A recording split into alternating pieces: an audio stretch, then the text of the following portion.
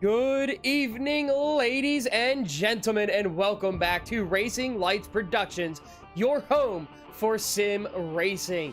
Tonight, we are back at the Five Flags Speedway, but instead of racing our late model stocks like we did last night for the Snowflake 100, we have broken out the big boys. We've kicked up the horsepower, and we are bringing the super late models around for the first annual Stuff-A-Bus Snowball Derby. So we've got 300 laps around this half-mile oval in Pensacola, Florida, and we are running this just like they do in the real-life Snowball Derby, like they will be doing Sunday. We are going to do 300 laps. Every 75 laps, we are going to be throwing caution for pits, and drivers will be able to go in and get fresh set of tires and fuel up and everything like that. So it's going to be a lot of exciting racing. I think we've got over 20 cars joining us here tonight. It is going to be a big field, and it's going to be lots of action everywhere on track. So I hope you guys are all excited. I want to say thank you again to all of our drivers who joined us last night for the Snowflake 100. We had 13 drivers on track, and we raised over $100 thanks to the race winner Tyler Barnett donating his race winnings back into for Stuff-A-Bus. So then that gets matched by the Pittsburgh Penguins Foundation, which put us over $100. So tonight we will see how things play out, but with over 20 drivers, we're going to have about a $50 donation or so. So it's going to be even bigger than last night. It's all going to great cause. The Pittsburgh Toys for Tots. It all goes towards helping children who need a little bit of joy this holiday season. And actually a little bit of an update on how Stuff-A-Bus, when the event, the in-person event where you could donate toys, actually finished up today. They filled over 68 buses worth of toys. So that is how many toys are going to be going out to children this holiday season around the Pittsburgh area. So it's absolutely insane what they do each and every year. And they've also received over several $1,000s worth of donations, and we just get to be even just a small part of that, which is a really awesome thing.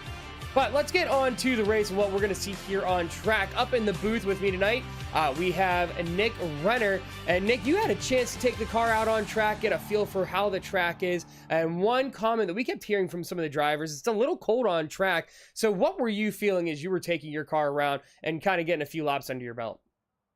Yeah, so when you're going into the corner, right, it's going to be very tight. You have a lot of momentum going into turn 1, turn 3, so you really want to be light on the braking, especially rolling through the center. You kind of want to ease the throttle a little bit, especially coming on exit. Very, track temp's very cold. We're sitting in a cold temp for this afternoon, and getting back on the throttle, you kind of want to feather it a little bit, but you don't want to just jump right into the gas, or else you're gonna loop it on the exit.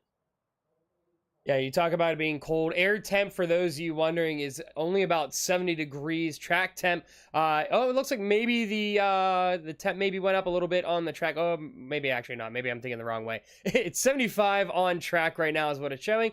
70 air temp. So I don't expect too much variation from that. So very cool temps here tonight. But we'll see how the drivers adapt to it as they go racing. They're obviously going to heat it up. There's going to get more rubber on track, so you'll get more traction that way. But in comparison to last night, if you watch the Snowflake 100, if you didn't, the live stream is on our channel, so you can go back and rewatch it after this race. But we only had a few cautions, and it came towards the end of the run. The late model stock, so not as much horsepower. So you're able, as we heard from going on board with a few drivers, it's not a lot of off throttle time. It's really a quick little lift to get the car to rotate, then you're back on throttle. And the biggest thing is just making sure you don't burn up those rears at these faster half-mile tracks.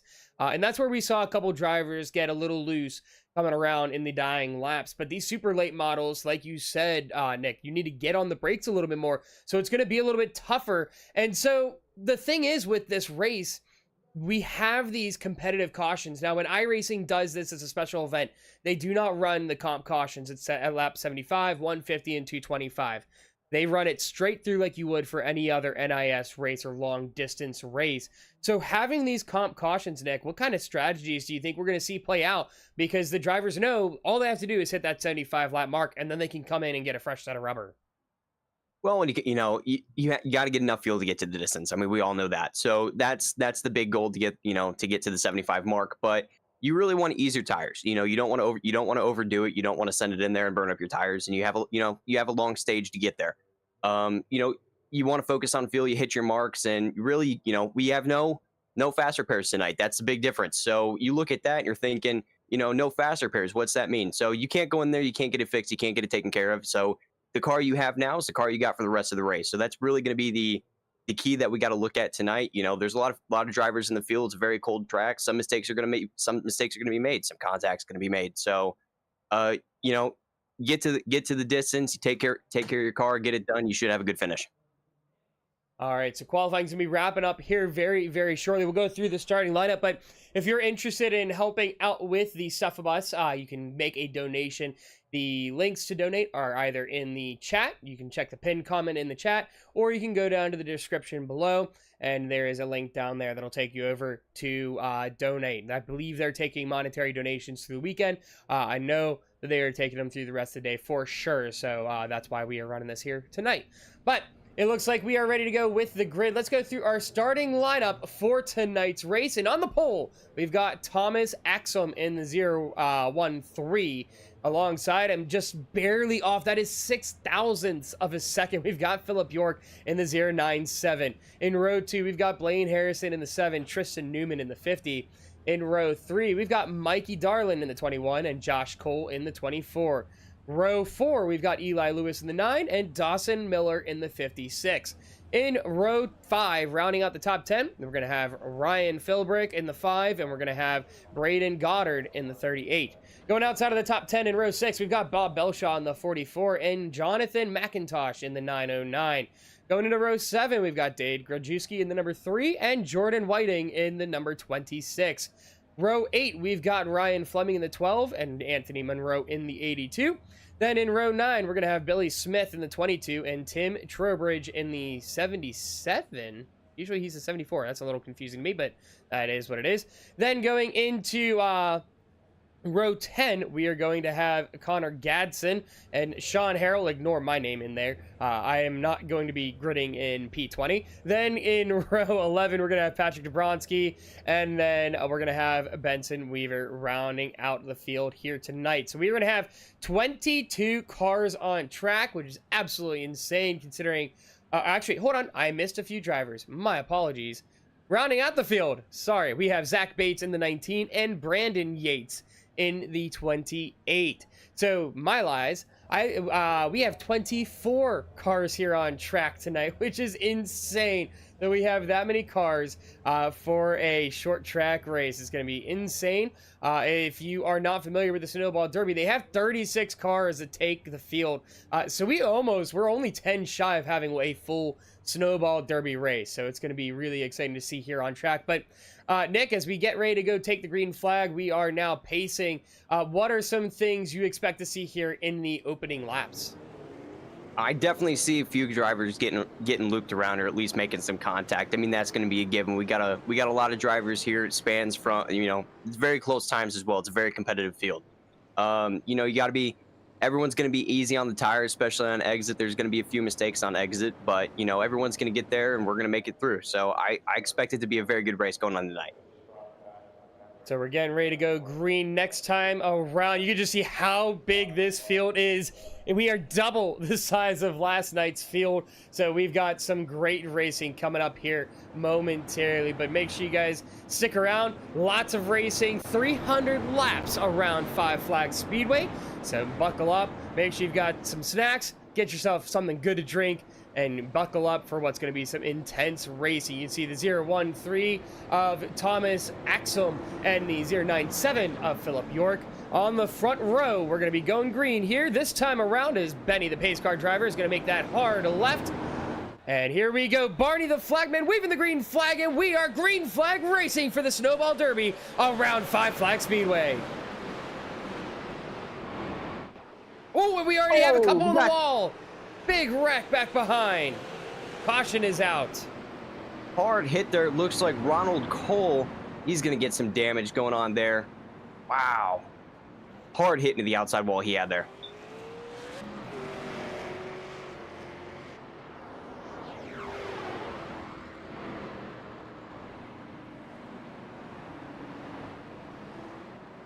All right. Sorry about that, Nick. I'm trying to clear a couple things up here. Give me 1 second.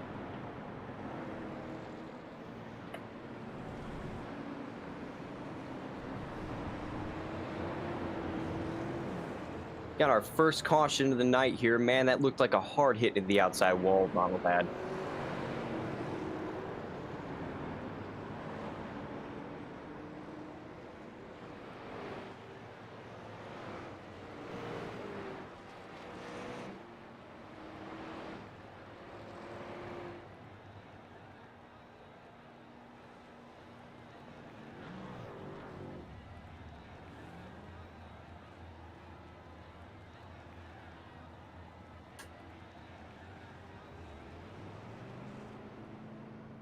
All right, my apologies, guys. I had to try and get some stuff taken care of. Let me just make sure, see if those black flags got cleared.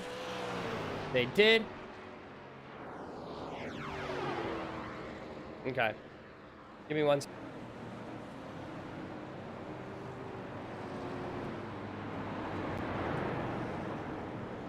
All right. So, let's go back and see what happened there with that incident that brought out our first caution. So coming off the restart, cold tires, like you had mentioned, Nick, are going to be a bit of the nemesis. And you can see the 7. Oh, man. Takes a hard lick to the outside wall. I believe that was the... Is that the 3 that he got into as well? We can go back and ride on board with the 7 machine. That is Blaine Harrison. And let's go take a ride with him and see what happened inside his car.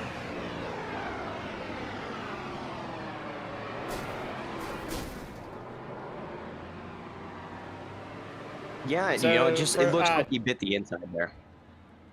Yeah, it seems like car got a little loose. Nothing he really could do for that. No, So, and you know, we I'd are... mentioned earlier. Go ahead. Sorry, I'd mentioned earlier. You know, these cars are going to be very difficult on the start, and it's going to be, you know, cold tires, cold track, not a great combo. The one thing I found though running around is trying to save. It's not really, especially on cold tires, not really an option. It's non-existent. So, you know, that's going to be the difficulties these drivers are going to be facing here in the early going of the race. Yeah, we're going to see if we can get those tires warmed up, maybe get some green flag laps under our belt here. Pace car off. We are green flag racing yet again. Let's see how we do on our second start here of the race. Take number 2 as Cole's going to get out, and a caution is out. We will get black flag clears here momentarily. We have a couple drivers on the start having some trouble.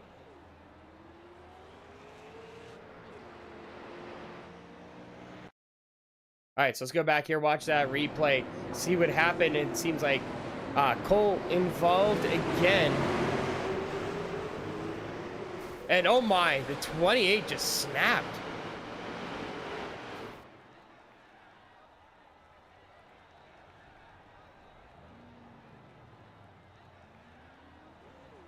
All right, so let's go ahead and go back live. Sorry about popping up the UI here and everything. Just trying to make sure.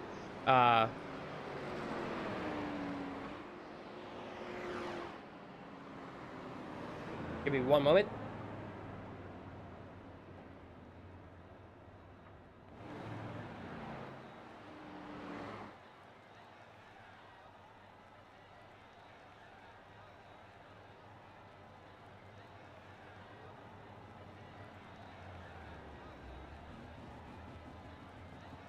All right, sorry about that. We are back trying to figure out a couple things here.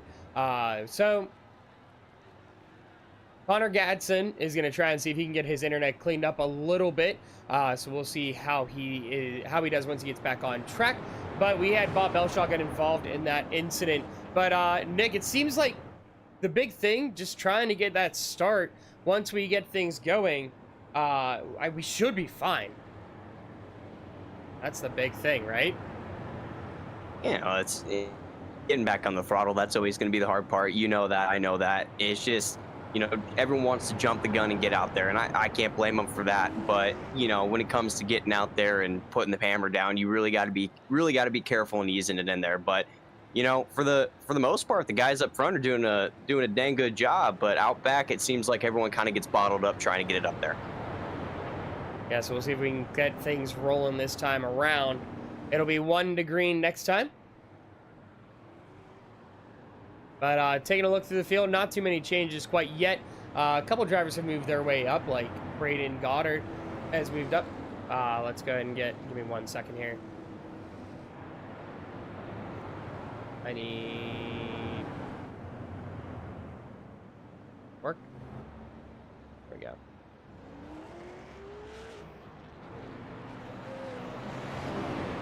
All right. So, yeah, Shy, we're going to try and get green flag racing. We're going to go green this time around. Lights on the pace car are off. So the big thing, patience is all it's going to be. Patience is the name of the game. So we'll see how we do here, getting ready to go green flag racing. This is going to be attempt number 3. Third time's the charm, right, Nick? And third time's the charm. Hopefully we can get out there and get some nice green flag racing going and get to that 75 mark. Well, here we go. Philip York gets the jump. He's going to pull ahead of Thomas Axum, and we are staying green flag racing further behind. So here we... Oh, never mind. It looks like Bates might have bit the dust there. But Yates also getting caught up in some stuff as well. Okay. Let's go see what brought that caution out. It seems like it's the same thing that happened the last time. Let's see here.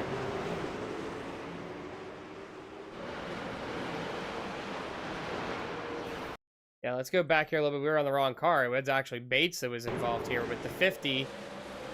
And yeah, he just came out a little too wide there. Not really sure what was going on.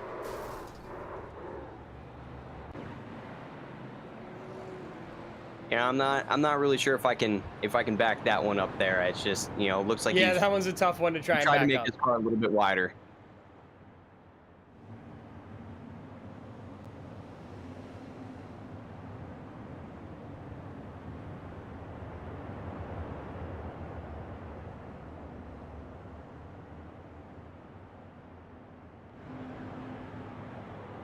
Okay.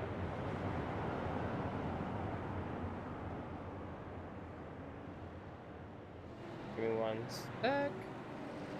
Sorry for some breaks here in the action. Give me one moment.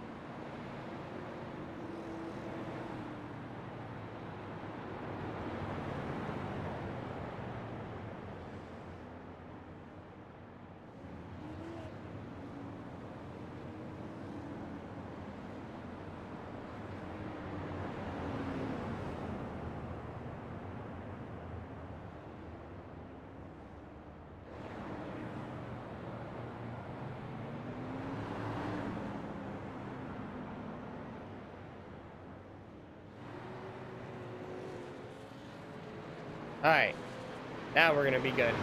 Sorry, I have some new stuff. No, normally I don't race control and broadcast, so trying to run things on my stream deck, it just doesn't seem to want to work the right way, unfortunately. But what on earth happened there with the 76? I think he disappeared. All right, so we should be good to go green flag racing this time around. Patience is the name of the game, right, Nick? And it's a war of attrition on patience. I'm telling you, it looks like no one wants to have it.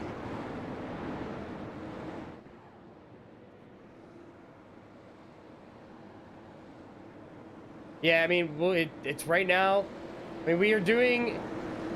The guys out front are getting out. It's just some incidents a little bit further behind, maybe misjudging things. But hopefully we can get some green flag racing from here. Green flag out. Here goes Philip York. He's going to be clear, and we are going down into turn 1.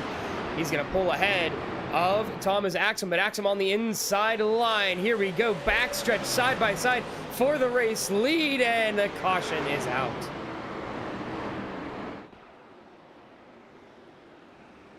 Looks like, I don't know. Looks like someone got a little loose going in 3 and 4. I'm not sure what happened there. We'll go watch the replay.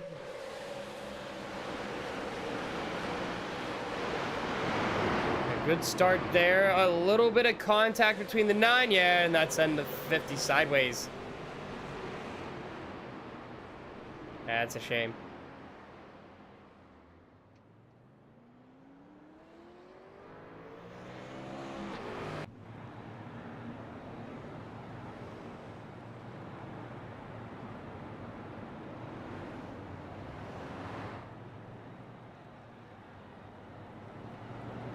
right. Give me one moment here. Got to do something real fast.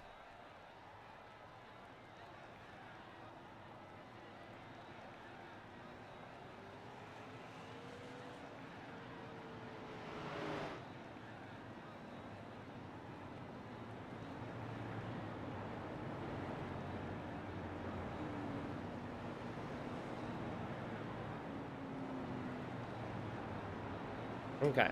There we go. We should be good to go from here.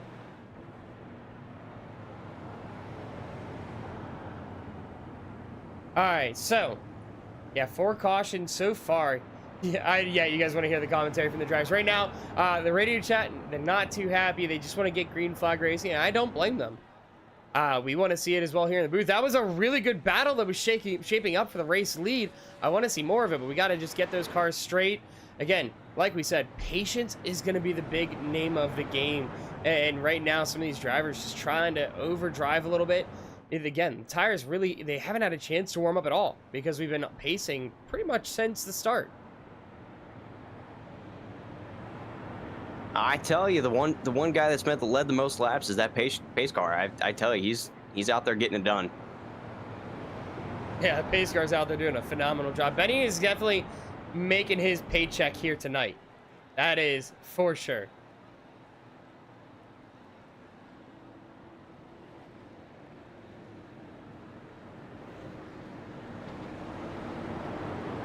Well, let's see. So we go. We've knocked down some laps here today, so hopefully we can get it done. Lights on the pace car are off, so we're gonna get ready to go green flag racing. Let's see if we can get a couple laps under our belt. Patience, please. Let's get it. We want to see some battling going on here on track. Green flag's out. There goes Philip York. Don't be surprised to see Thomas Axum go down to the inside, but he's not going to be able to get down there. It's going to be Philip York pulling away with the race lead behind a good battle for third place. This is Braden Goddard alongside Eli Lewis, and they're trying to see if they can get single file contact made. That is the 38 sideways. Looks like 38 had a little bit of help. It's a parking lot out there.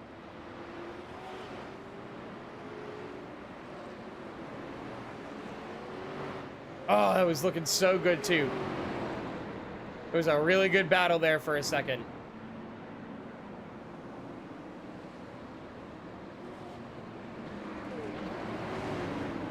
Yeah.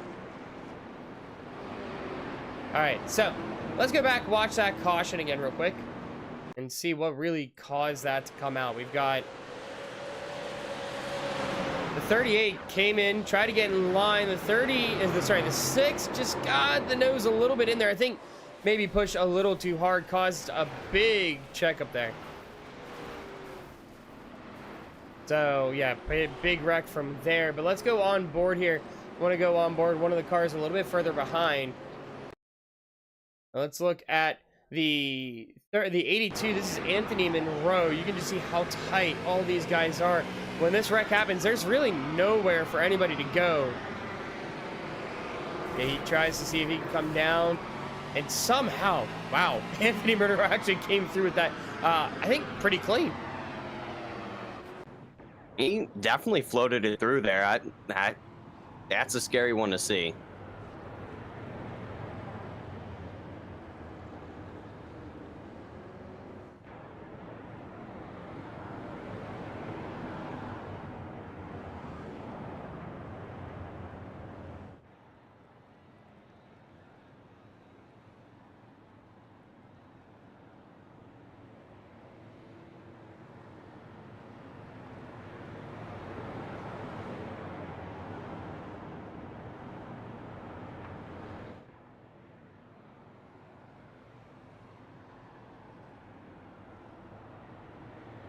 All right, so sadly, unfortunately, it's been a little while to get green flag racing. Hopefully, we are really hoping we can get some going.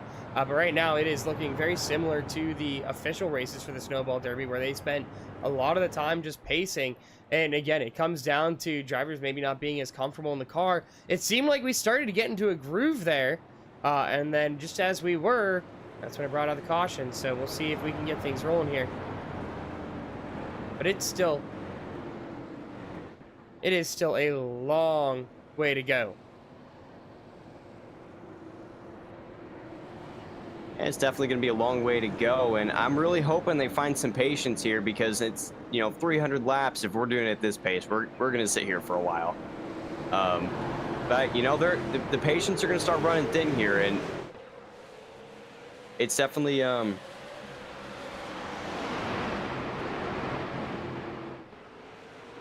we are green flag racing again, though. And we are staying green here. We've got around. We're going to take a lap. Green flag racing. Woo! Oh, I said that too soon. And there is big carnage on the front stretch.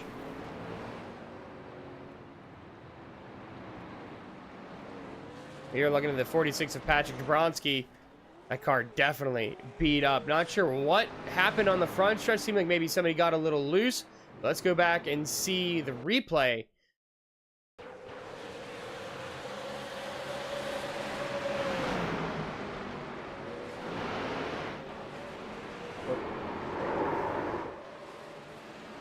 And it looked like somebody got a little loose coming off the exit. We'll go back again. Take a look here with the 6 car. Or not the 6, the 56 here of Dawson Miller. See what happened. The broad caused that to come out. I see what it was. He clipped the apron and then got loose. Nothing he really could do from there. Tried to save it, but that wasn't much anything. There wasn't much to save there. Once it touches, that's it. That's it. So, right now, we've got, what, 15 drivers on the lead lap at this point? We've had a lot of drivers get caught up in incidents. Some drivers have decided to call a race, it looks like, already. But, I mean, we're getting closer to getting green flag racing. But yeah, we actually, it's actually not a bad idea. We might go single file considering we keep struggling double file. But maybe next time, Nick, we can maybe try going single file if we need to. Yeah, I'm not against a single file line. That may help them a little bit. We're gonna try this again here. We've got more drivers back on track. Hopefully everybody.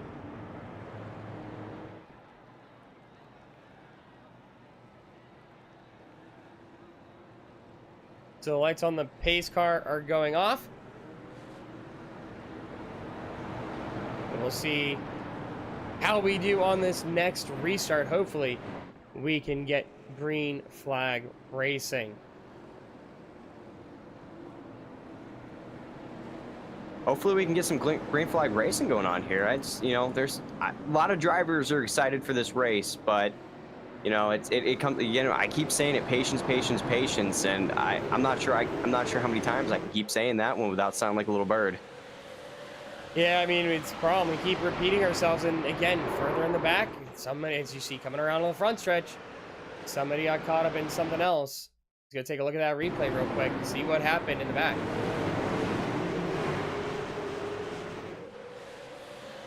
A little bit of netcode back there. Drivers all over the place.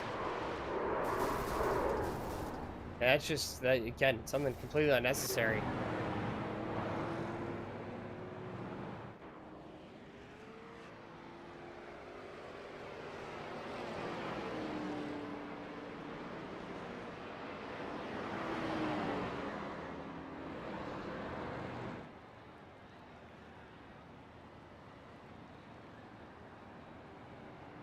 I apologize for the way things have gone so far. We, depending on how things go, we might not need the caution at lap 75. We might just be able to skip through that, but that's when the pit stops happen typically, but normally we also get some green flag racing in this. But taking a look through the field, we've had a slight mix-up with things.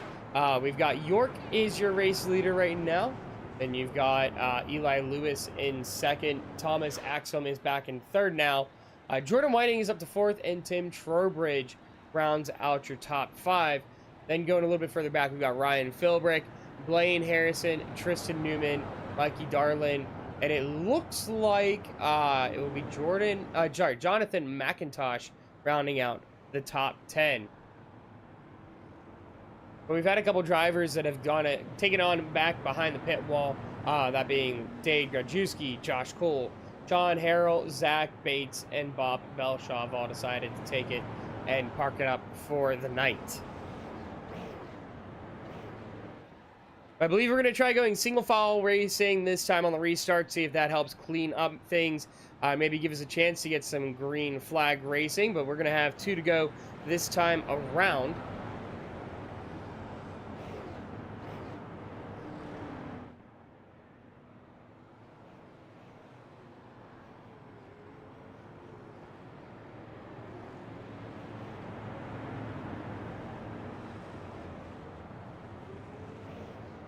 So we should be 1 to go this time around. We'll see if the lights go off on the pace car. But with a single file restart, Nick, so we see in pretty much everything oval, double file is the standard. So with single file, how do you think things change? You know, it's hard to say. I mean, single file, you obviously have a longer line, but you look at it and you're trying to figure out here. So it looks like there's an accident under caution here, but you stack them up single file line, you're starting to come towards the longer line, more checkups. You can't really see what's going on up front, and so it stacks them up, and that also could be the problem we have. It really just comes down to, again, I'm gonna say it again. We might start having to keep track of it. Patience. There we go, green flag racing. A really good jump there from the 97 to Philip York, and he's going to give himself a good start here to the run here, and so. Early on, single file seems to be working out for us. We've got drivers fanning out all throughout the field. 7's going to look to try and make a move on the 6 car, and he's going to be right on the back bumper. Harrison getting a little squirrely, though. See if he can peek that inside. Not going to get that. We've got some side-by-side racing further ahead. This is for second place. You've got the 3 with the 13. We've seen the 3 try and make pushes, but we are going some green flag racing here. And, oh, we've got a caution out. Not sure where that is on track.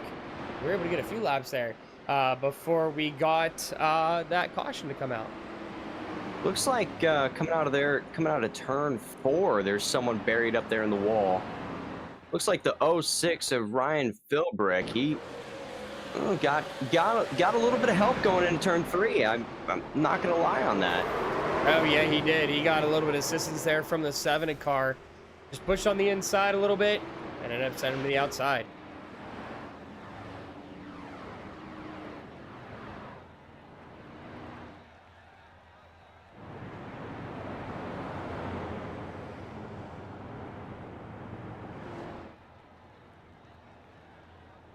Hopefully we get a nice longer run. It seems like the driver's starting to get comfortable with the track and everything like that. But I believe we're going to have 2 to go this time around, looking at how Barney was moving the flag. But just again, like we keep saying, patience is the name of the game. And it's just getting into that groove. Once we can get into a routine, we can get things rolling, you'll be able to get some good racing. But that's the problem. It's just getting it started. And like we've said at the top of the stream, these super lates are a little tricky to be able to move, and that's the biggest problem. They're hard to be able to navigate if you're not as used to them. If you're more comfortable with like the late model or any of the cup stuff, you're used to a car where you can put the throttle down a lot easier. With these, you kind of have to feather it off, and that's what caused some of the incidents earlier, as well as on the coming off the restart.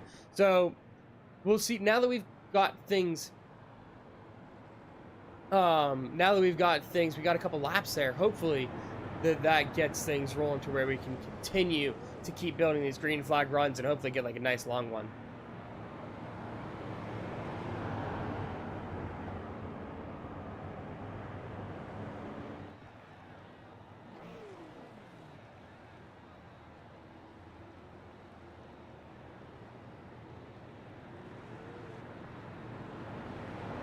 Oh, never mind, I lied. We are not going to go this time around. We've got a little bit longer, I guess. Pace car lights still on. So, taking a look, we have 13 cars on the lead lap right now. Benson Weaver in the one is the last car on the lead lap. But we'll go ahead and take a moment. We'll go around the track here, let you see each car, see their schemes, because we haven't had a chance to really get to see many cars on track. But there's Eli Lewis in the 3, who's actually the 9. We've got Jordan Whiting in the 26, Tim Trowbridge in the 77. Is the Giant, you asked, is the pace car driver an NPC? Yes. Yeah, that is Benny, the pace car driver, but yeah, he is an NPC. Blaine Harrison is in the 7. We go back to the 50. That is Tristan Newman, Jonathan McIntosh in the 909. We've got Anthony Monroe in the 82. Brandon Yates in the 28. Mikey Darland in the 21. Patrick Dabrowski in the 46. And then Benson Weaver in the 1. But we are green flag racing, so let's go back up to the front. Single file restart. So we got one car pushing all the way to the inside. But Philip York's going to be the one taking the lead. And, oh my goodness, we already have a caution back out.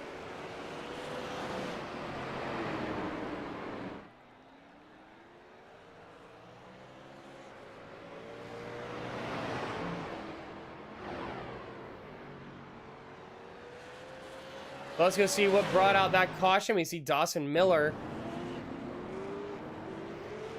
He ended up in the wall at some point, trying to really send it on the restart. And it was just too much. Yeah, that car just pushed a little too hard. And it caused it to the back end to kick out, and that was all that she wrote.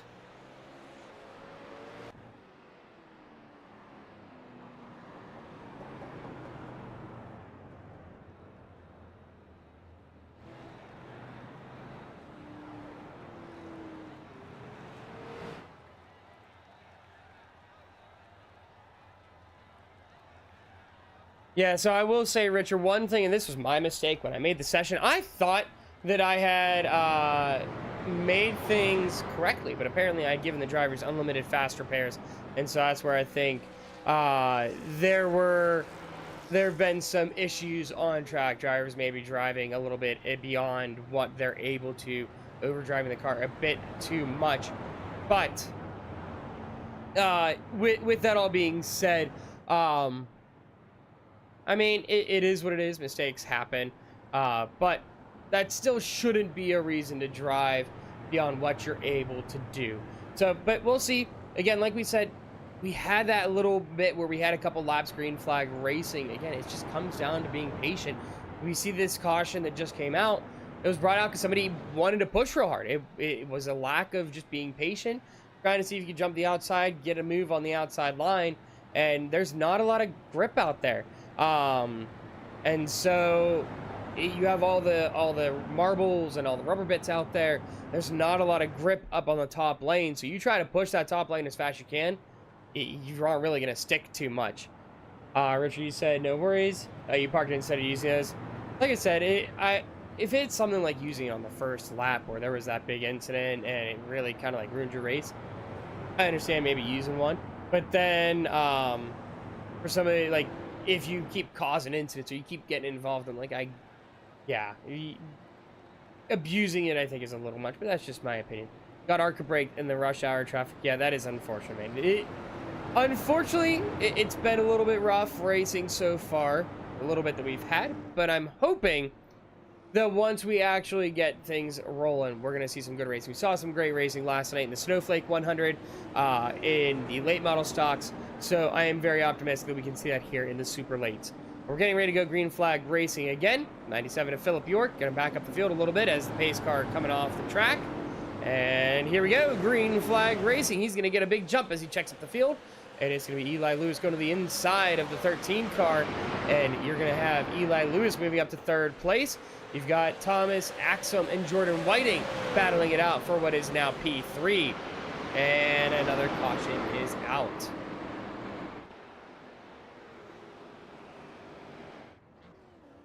As the 06 again in the outside wall of 56. Not sure if he was involved as well, but let's go see what brought out, unfortunately, our 10th caution here already.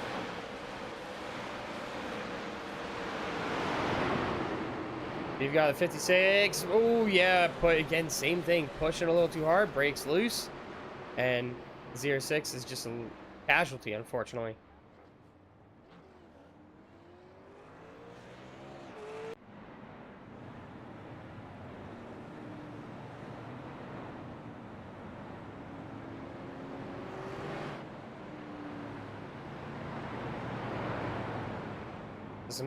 Some damage there for the 56. That inside of the car, a little beat up, but not too bad. Given what had happened, the one that really took the brunt of the incident there is that 06 car. I mean, that's rough there for. Is the rider going to go down during this event? No, since it is a hosted event, it's not an official iRacing event. Safety rating and iRating are not affected, but yeah, last night was really good racing. But again, it's a long race, lots of time. It takes small adjustments, being patient. We keep preaching that patience, patience, patience. That's going to make a huge difference. If drivers can just be a little bit more patient, that's where we see some drivers having some issues. That's where we have some drivers having issues that they're trying to push the car a little too hard. The tires are so cold. It's a cold track. You need to let that grip settle in. Let those tires come up to temp. You don't need to push crazy hard, especially when there is a long ways to go. We still have over 200 laps still to go in this race. Anything can happen during that duration. Trying to cause something to happen in the first 50 laps, in my opinion, just not worth it. There is still way too much racing to go on to be able to try and push that hard that early. Oh, and we have the 06 of Ryan Philbrick stopped on track for some reason. He's got it rolling again.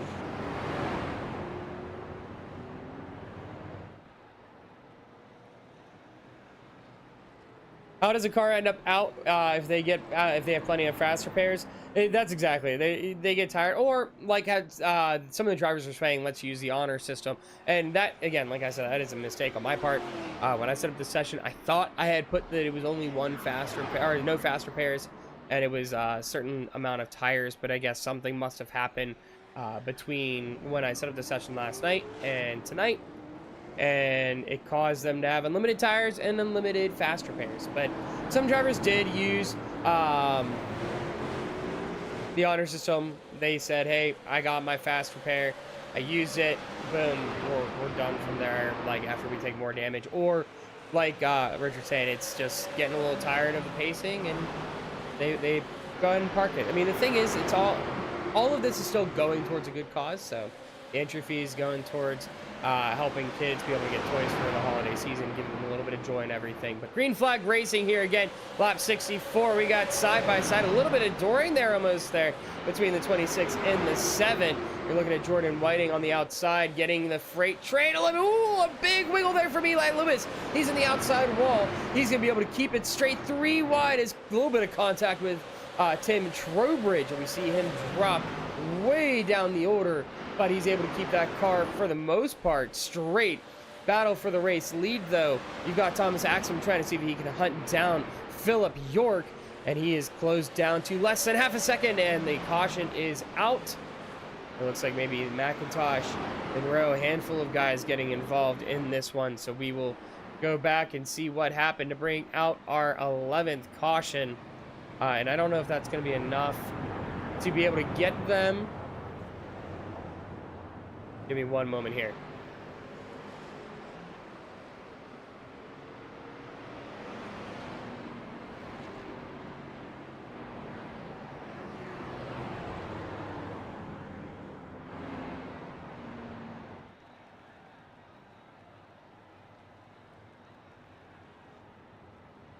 All right, so let's go see what brought out that caution here.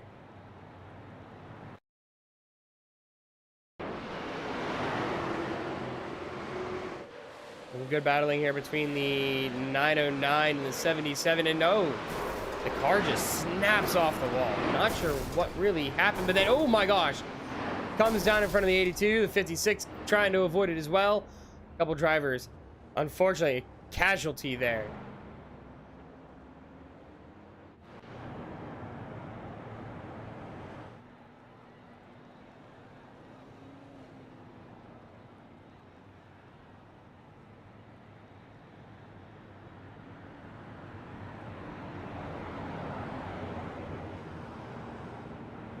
So we're getting ready to get to lap 75 here shortly. Unfortunately, we'll still have that comp caution at 75. Really don't want to, but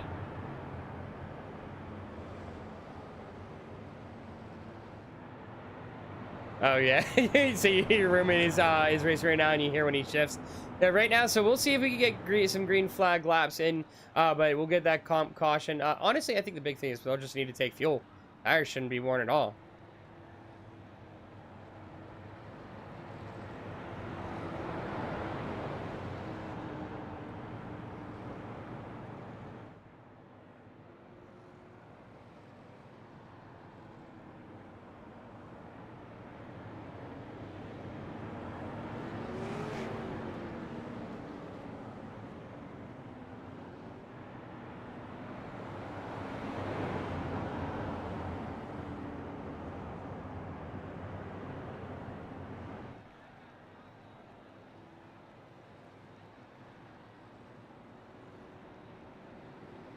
All right, so the lights on the pace car are off. We're going to be going green next time around, lap 71.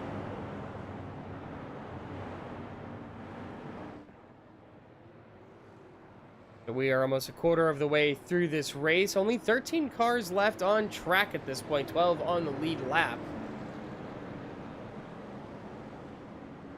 Unfortunately, we have a handful of drivers out, but we're going to get ready to go green flag racing again. Philip York leading the field around. Here we go. Green flag racing yet again at 5 flags, and Eli Lewis way on the inside trying to push. And oh, he came to a screeching halt. Not sure what happened there.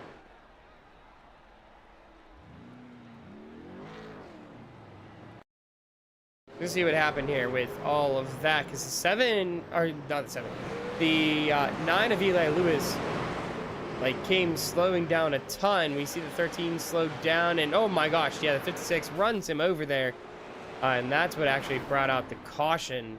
He ended up tagging Connor Gadsden a little bit, but Connor able to keep that car straight.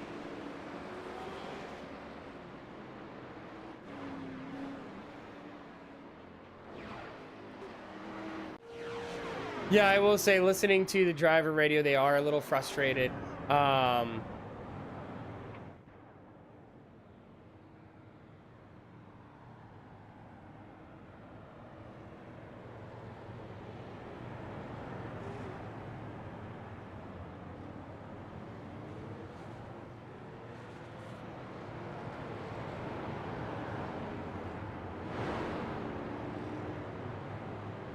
All right. Sorry about that. Trying to figure out some things, but yeah, the drivers, you can hear on the if you would be able to hear the drivers chat, they definitely are a little frustrated. I totally get that.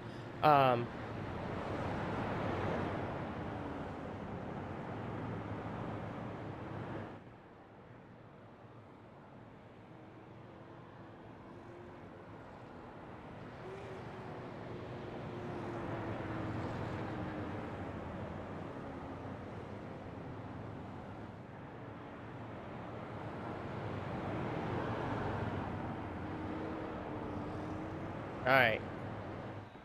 So here we are, 75. We are going to kind of just roll through at this point, but we'll see.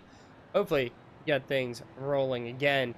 But it has been just a little bit of a rough grind.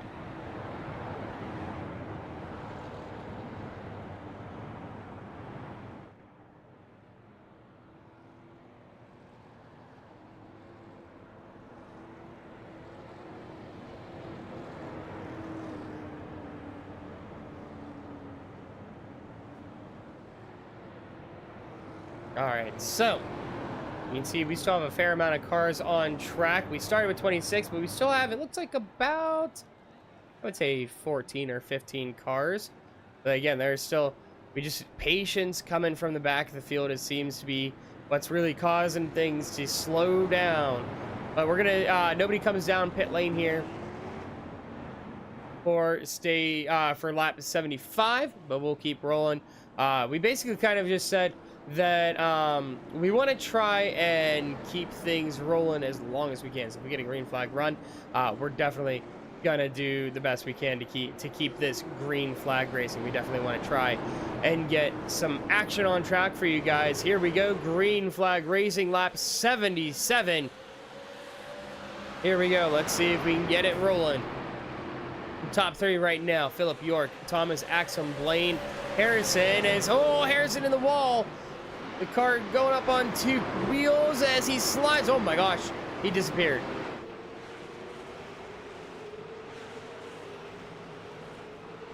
So, yeah, we'll see if we get him back. I think he might have blinked out of existence there. But we remain green flag racing, and that is the key here. It's a 2-horse race right now out front. It is only about a car length distance between the two. We've got Philip York and Thomas Axum, but look not further behind. There is Tristan Newman in the 50. He had a little bit of a rough start, but has bounced back here as he is slowly trying to gain on the cars in front.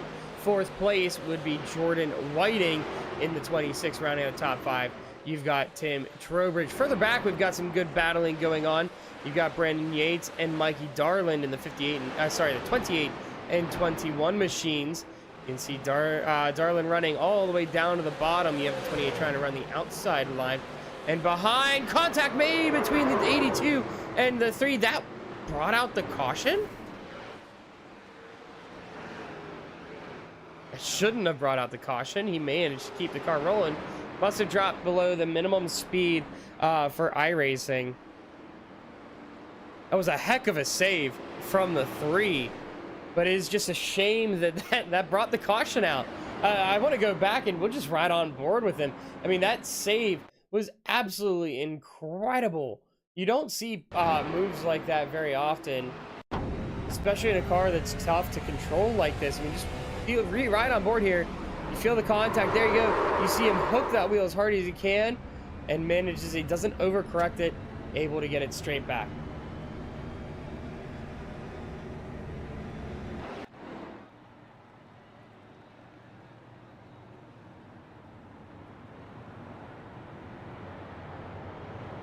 When we go green flag racing this time around, I think we'll go on board here on the back end of Philip York. You'll get a chance to kind of see what it's like to go around a lap here at 5 Flags in the super late model, and kind of how it differs from that of the late model stock that we felt last night.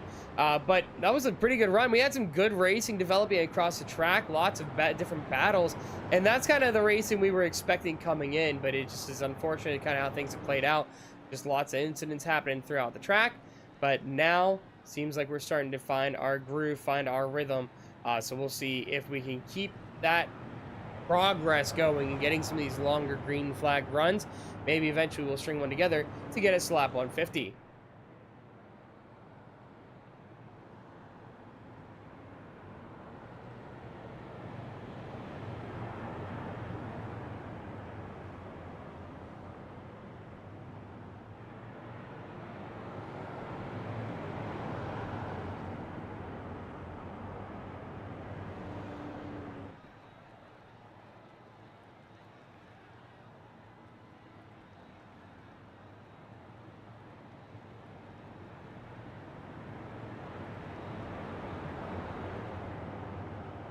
So we should be, I would think, 2 to green this time around. You can see Philip York hopping down on the apron.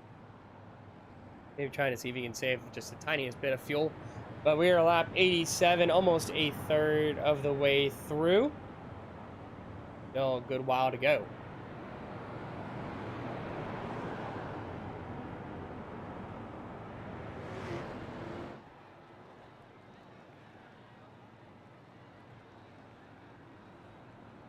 And yes, lights are off on the pace car, so we're going to get ready to go green flag racing this next time around. So other than the opening, Philip York has been the driver in control, especially once we get green flag racing. But don't be surprised if we see Thomas Axum try to be able to make some moves as we go longer and longer on these green flag runs. He was definitely gaining on the 97. China says, I'm confused with how this works sometimes. What do you mean? What are you confused with? We might be able to help clear things up a little bit. The green flag racing top 4 pull away very nicely. Axum, York, Newman, and Trowbridge all under a blanket here, second apart as we are quick on this green flag run. And Axum already seeing if he can close up that gap to the 97 of Philip York. He's going to be on that back bumper all over him. As you can see, we hop on board with Philip York. You can see just how close that we've got the 13 getting on his back end. He's maybe going to look to dive that inside line. He takes a peek, takes a thought about it. Not going to go down there, though. As you can see, the 97 comes down and shuts the door all over the back bumper. He's going to make that dive down into turn 3, trying to see if he can make the move. He's going to be side by side on the exit. It is still the 97, but just barely is almost contact made there coming into turn 1. And it is going to be, now you can see Axum trying to pull ahead, dead even as they come down into turns 3 and 4. And the nice thing about this car, the Super Late, carrying that extra power, you have the ability to run that high line. You really can push that high line a lot easier than you can in the late model stock with the lower horsepower, but it's just not enough. You're going to end up burning up those tires way too quickly. And so we see Thomas Axum go to the race lead. He's back up to the front. When you're lapped, wouldn't you be placed at the end? Yet usually lap cars go to the end of the line. Sometimes with how pit stops happen and stuff, you'll see lap cars stay ahead of lead lap cars. Taking a look here, we got a big battle for 6th place, led right now by Jordan Whiting in the 26. You've got Brandon Yates in the 28 behind Mikey Darlin in the 21, and then Patrick Dabrowski is hanging back there a little bit in the 46. But it looks like Jordan Whiting's starting to pull ahead a little bit, trying to see if he can gap the crew behind so he can make his way up to the front and try and make a fight with Eli Lewis for 5th place. But you can see Mikey Darlin trying to see if he can work up to the 28 machine, diving down to the inside, trying to see if he can cut this track as short as he can. 28 riding a little bit wider, and we saw this from Yates last night in the late model stocks. He went for a bit of a wider entry to try and go for a tighter exit, trying to carry more speed coming off the corners, and at times it worked for him. But the biggest thing I think that he suffered from last night was inconsistency. And you see tonight, I think he's doing a lot better job of keeping that consistent. He's really trying to stick that high line. He's not running all the way to the bottom. He's running about half a lane up from the inside. But you can see Mikey Darlin now. He's been sticking that bottom really well, being able to get on throttle and roll it very easily out of the corners. It's going to give him the advantage going into turn 1. That's going to move him up to 6th place. A good run there from Mikey Darlin. We lost Eli Lewis again. So it's actually 7th place. We'll see if we get Eli Lewis back, but we have lost him for the time being. Taking a look, we've got the battle for 3rd place, and Philip York coming down pit road, it looks like. Looks like he might be out of fuel here.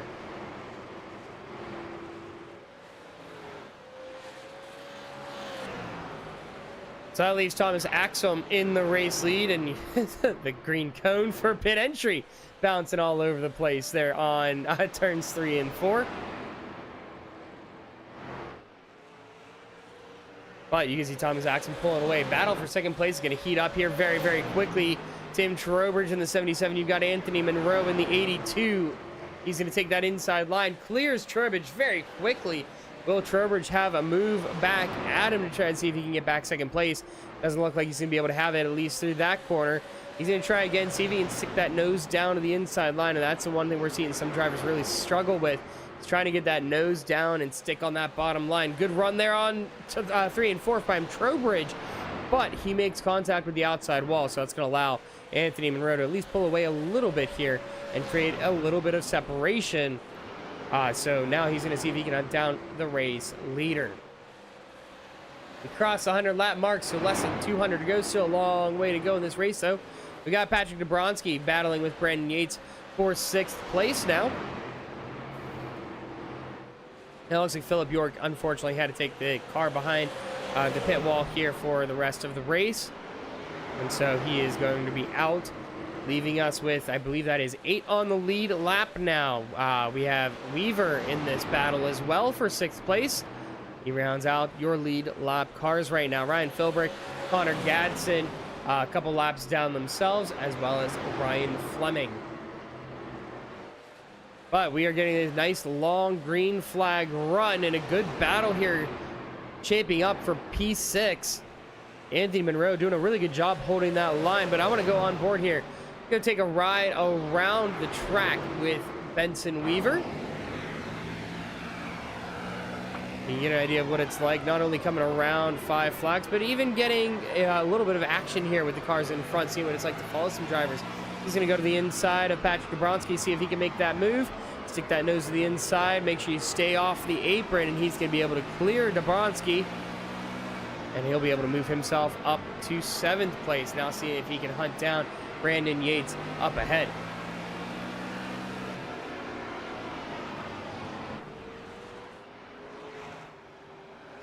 Take a look at the battle for 2nd place. Anthony Monroe has built himself about a three-quarters of a second gap now.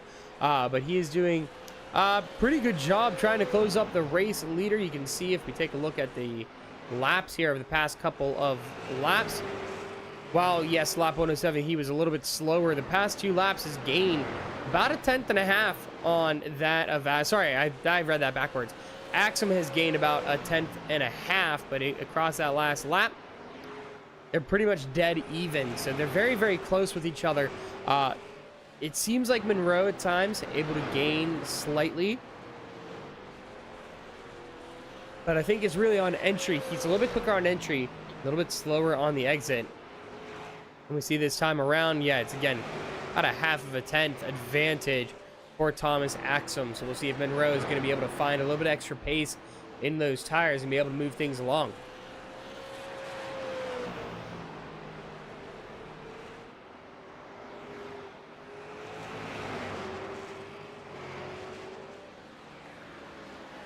So laps ticking away here. Oh, we have Thomas Axum. Not sure what happened there. He slowed down a good bit. That's going to bring Anthony Monroe into the battle here for the race lead. We'll see what Monroe's got for him, because like I said, they've been pretty much dead even on time over the past several laps. Lap 115 though, and we've got a battle for the race lead between the 13 and the 82. Anthony Monroe pushing a little bit tight through the entry. That's going to cause him to lose a little bit of time, but again, all about rolling that corner, trying to see if you can feather that throttle on exit. You can just see how smooth that line is there from Axum, and it's just going to be able to keep those tires fresher longer. The way that you see the 82 pushing, it's going to force a lot of wear on that right front. You're putting a lot of pressure on it coming through the middle of the corner. You're pushing a little bit hard on the entry. You're really forcing that tire to do a lot of work to keep that car down on the bottom. You can see he gets down the inside, and then the middle of the corner rolls up a lot and takes a wider exit, and that's what's costing him time and is going to cost him tire wear on that right front. Going further back in the field, we've got ourselves a good battle for P6. Not sure what happened with Dabrowski there. He was up there fighting, and he's dropped back a little bit, but we've got Benson Weaver trying to see if he can hunt down Brandon Yates. A gap about 0.3 of a second. The race lead now over a 1/2 second back. We'll see how things go for that race lead. We'll check back in on that in a little bit, but Benson Weaver seems like he is gaining momentum. Oh, that is a big hit to the outside wall by Yates and a big hit by Weaver on the back end of the 28. Now, that is unfortunate. Hopefully it does not cause his car to heat up too much, because that car has good pace. He's been doing a really good job. It's been running real smooth. We'll see if he can get things rolling again. See if maybe he can make a move to try and move himself up into 6th place.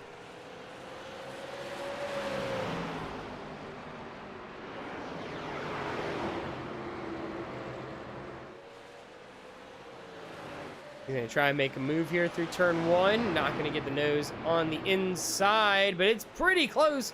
He decides to back down there. Probably not a bad idea. As you can see, the way the 28 was coming down, it almost made contact with him.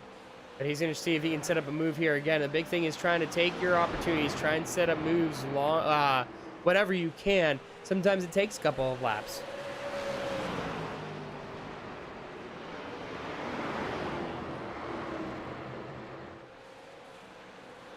This battle for 6th place heating up, but we have a caution here, lap 124. And it looks like the 76 getting dinged up there. Maybe having some trouble off the exit of 2. We'll go back and watch that replay and see what exactly happened to bring out our caution.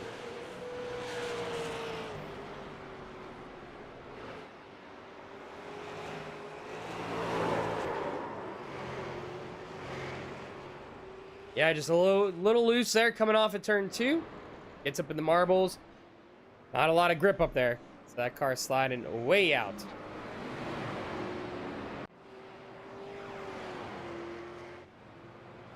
We got some drivers coming down pit road now.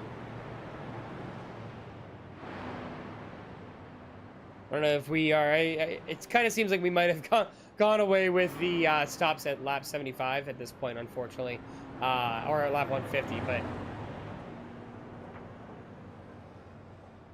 we'll kind of see what we do with it. Yeah, this is going to be, I think, our big pit stop by all the drivers. We had Thomas Axel and Mikey Darlin come down that last time. We have Anthony Monroe, Jordan Whiting, Bronski, and Yates all coming down this time. Yeah, he did be spinning, that is for sure.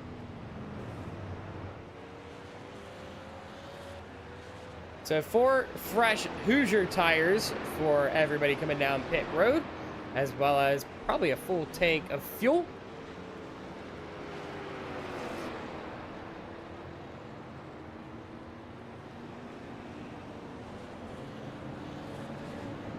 And so Bronski actually going to win the race off of pit road.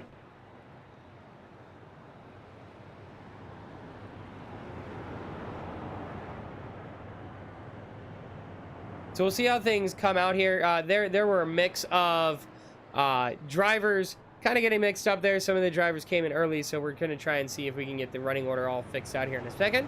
But when we go green flag racing, I think we're going to turn off the mic.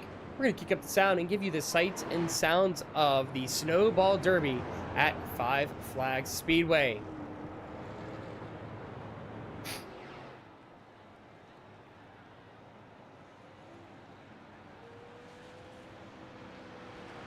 Lights are off on the pace car. But here we go. 1 to green. It is going to be Thomas Axum in the race lead, Mikey Darlin in second, and then Benson Weaver has made his way up to 3rd place.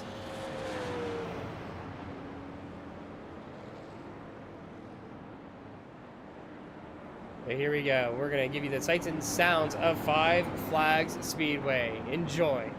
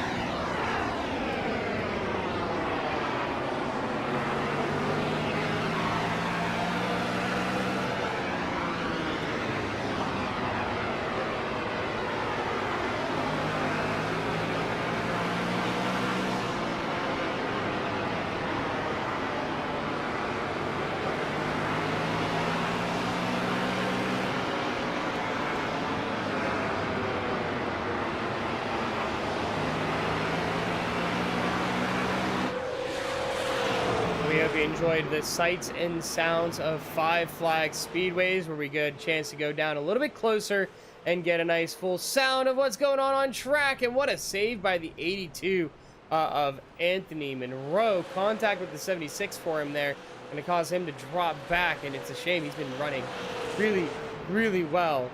So we'll see if he's able to get that back here as we go later into the run. But we're getting closer and closer to the halfway mark of 150. Been a bit of a grind, but now we're getting some phenomenal racing on track now that we are here. And you can take a look at this battle really close for 6th place. We'll see if he's going to be able to work his way around Patrick Dabrowski. He's on the outside of the 46. Great run on the exit, and he's going to be able to send that on the outside line. Like I mentioned earlier, these cars with a higher horsepower going to be able to make that outside line work a lot easier than you see in the late model stocks, where they're more focused on momentum. Where these, you have that power, you can really send things. Oh, snap. 76 blinked out for a second. Thankfully, it looks like the 82 kept the car fairly clean. Going up to the front, battle for 2nd place is heating up. You're looking at Tim Trowbridge, and he is just barely ahead of Mikey Darlin, but it seems like he might be pulling away a little bit here. Trying to see if maybe he can close that gap to get into the battle for the race lead. It's Thomas Axum. He's been either in 1st or 2nd pretty much all race long. He's been racing really comfortably up there in that 13 machine. Benson Weaver now under pressure from that of the 82. And it's not even going to be a contest. He just says, you can have it there, bud. Goes to the outside line. Focuses on keeping that car clean and safe rather than trying to really put up a battle with, again, we are halfway through the race here in the next couple of laps. There's still a long ways to go. But we're definitely getting some really good action out there on track now at this point.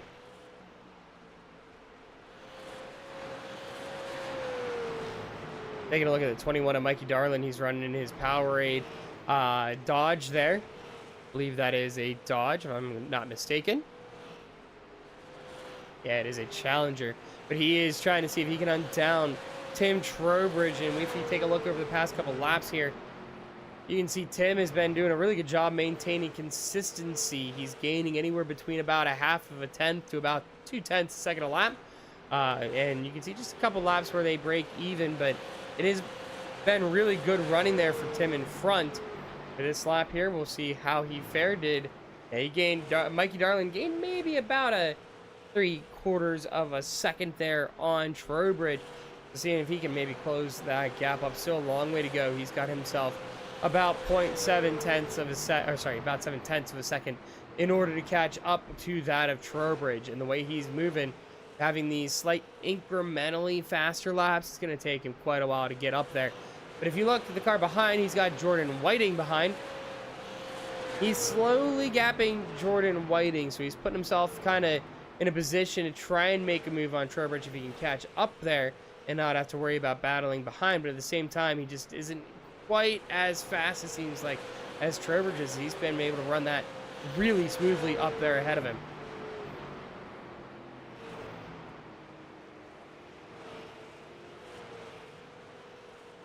Let's get right on board real quick with that of Thomas Axum. He has, I see as he goes through some traffic here. He's been the fastest car on track almost all night long. Ooh, big save there from the 74. But you can see how he rides through the corners. Able to keep that car nice and smooth. And right now he's looking to maybe just try and make these tires last as long as he can. As you can hear, not really pushing the throttle all too much. Not really making the tires work extra hard. That's going to be able to make him faster in the long run, while you have drivers behind him having to push a lot harder to try and catch up. Yeah, the comp caution, well, they all came down during that last caution, so we're going to kind of roll through it. No need to stop it if they had already come down. No need to take caution only like 20 laps after.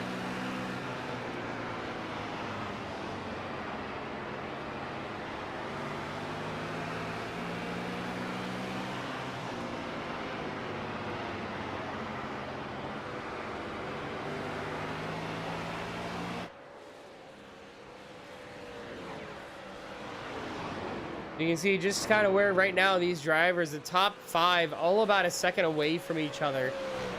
So they all are close, like in a striking distance to each other. If they can find some little extra pace here over a couple of laps, just small little chinks here and there will get you closer and closer. But they're also far enough apart, they don't really have to worry about other drivers as a threat right now.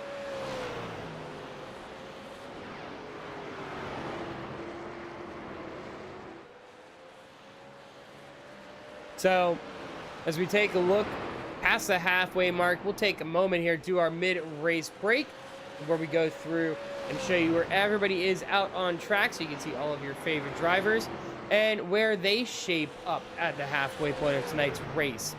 So Thomas Axum is your race leader, and he's holding up a little bit here, trying to save some stuff, and it's allowing Tim Trowbridge, currently in second place, to close up to him. Mikey Darlin in the 21, riding out in third place.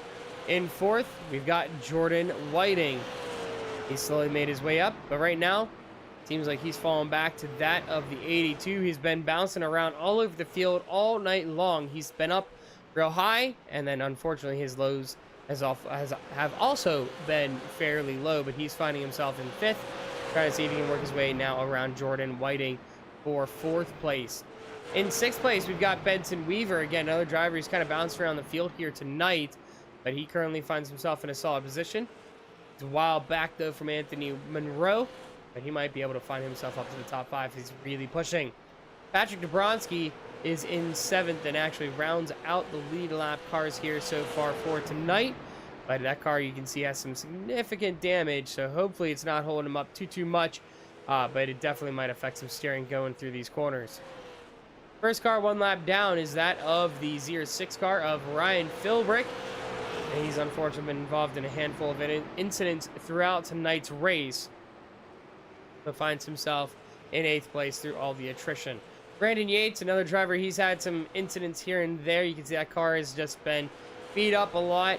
He was having some trouble last night at moments. We started to figure it out towards the end of the run, and it seems like he's done that here. He had some moments in earlier on. He had some pace, but it had some trouble as well trying to keep that car off the wall. Now it seems like he might have found that groove, found that routine, to be able to keep the car clean.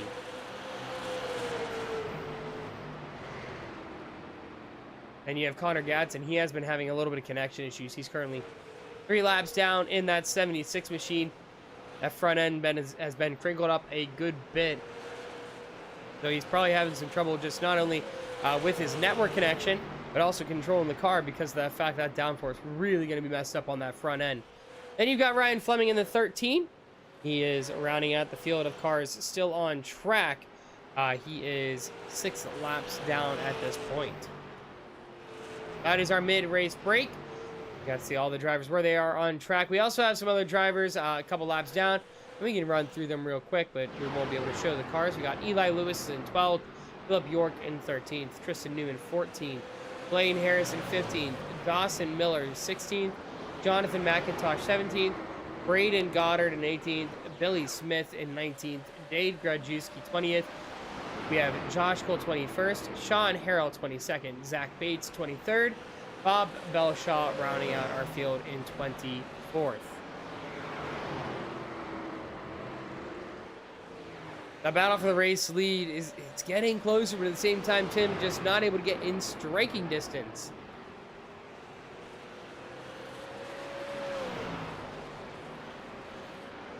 Every time he seems to get about a half second out, it seems like Axum is just, oh, you almost got it, like the guy from the Geico commercial with the dollar on the fishing line. Oh, you almost had it. Gotta be quicker than that. As you can see, that gap is starting to separate here between him and Trowbridge.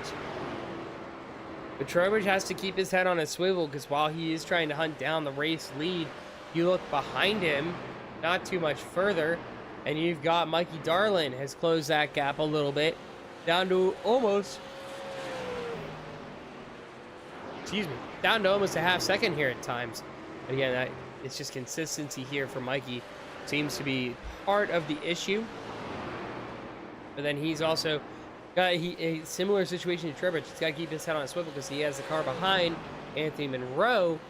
who might be trying to knock on his door, but Monroe doesn't seem to be closing that gap quite as fast as I think he would have expected to be doing at this point of the race.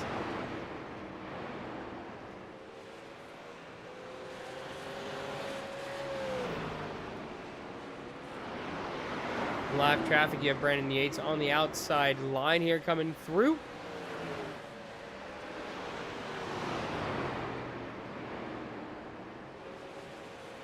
But it'll be clean passing, very respectful. He stays on the outside line. Still not enough to help the 21 close up that gap. It does hold him up a little bit. As you can see, Monroe's trying to close that gap ever so slightly. It's going to take some time. But Trowbridge, a slight mistake there coming through turn 1 and 2. Bit of a slow up, but not enough to let Mikey into the battle. Still about 0.6 of a second separates the two. Let's go see Thomas Axum. You can see he is just cruising up here at the front. Checked out at this point. 2-second gap to Trowbridge. And you can tell he has more pace than he has in the car. That he could try and really push, I think. But it's almost like he's holding it back a little bit. Oh, and we get a caution here. Looks like the 76 of Connor Gadsden getting caught up in that one. Let's go take a look here at the replay. Let's see what brought out this caution. Another nice long green flag run, though. I will say that was good.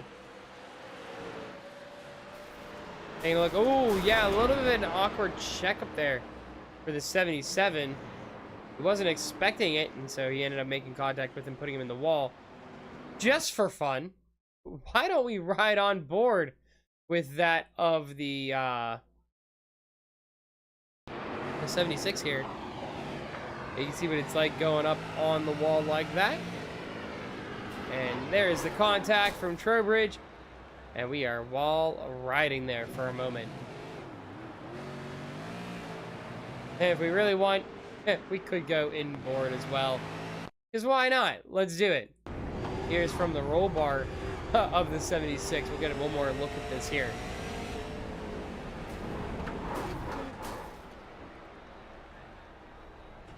I'm not gonna lie, in like real life, that would be scary if that something like that were to happen. Just the car going up on the walls like that would be absolutely insane.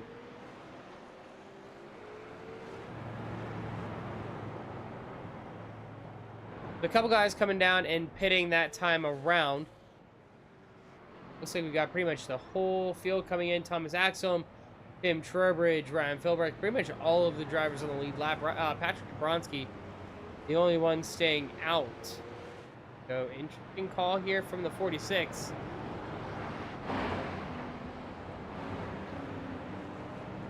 We're going to do some delayed green here. It looks like we're going to allow drivers to get their laps back. That way we can have all the drivers racing on the green, on the lead lap here.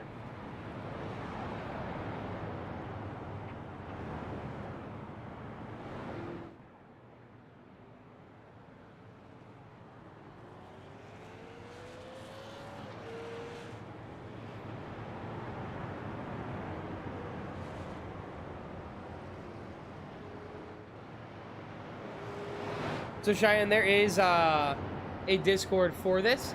It's a Discord where we got all the drivers in to be able to get them all sorted, get them in the information, to be able to get in the race and get prepared for the race and everything like that. Now, there are some drivers. I know last night there was a handful of the drivers that opted to use the Discord for like their team comms and stuff like that. It doesn't look like any are in there tonight, though, so that is okay, though. It's there as an option. You don't have to use it, only if you want to, really.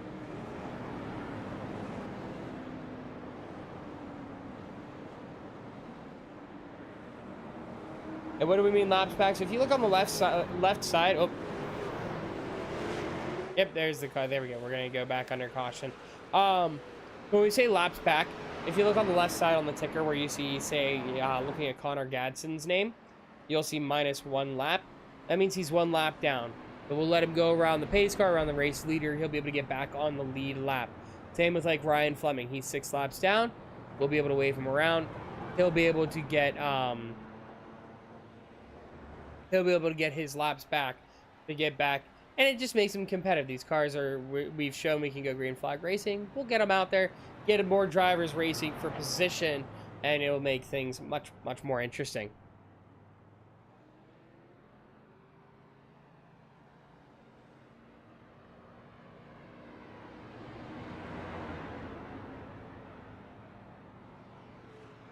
So we're waiting for the pace car to come back around. That is what Dabrowski is waiting for right now. Ooh! 76 got a little close there.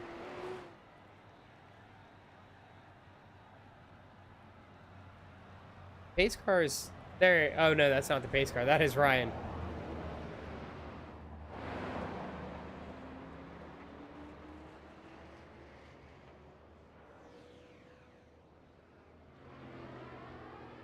While we're waiting for the pace car to come around and get back into the action, I do want to say you guys can join us. If you're enjoying the broadcast or if you enjoyed last night's race, you can join us next Saturday.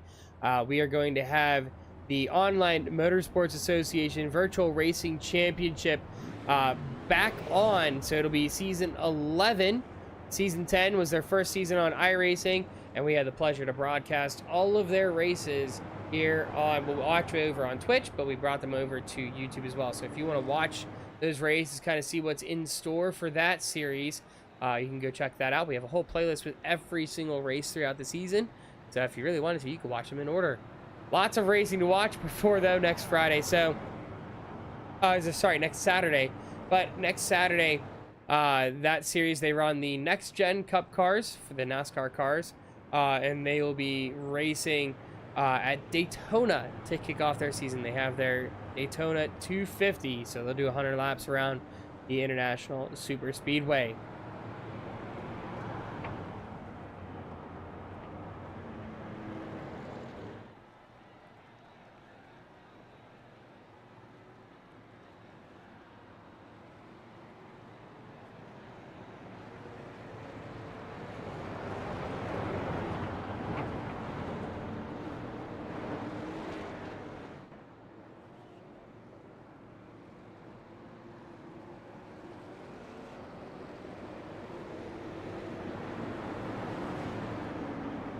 All right, so we're getting ready to go green flag racing. Patrick Dabrowski up in the lead. We're going back to double file. We're going to try it again, see how we do.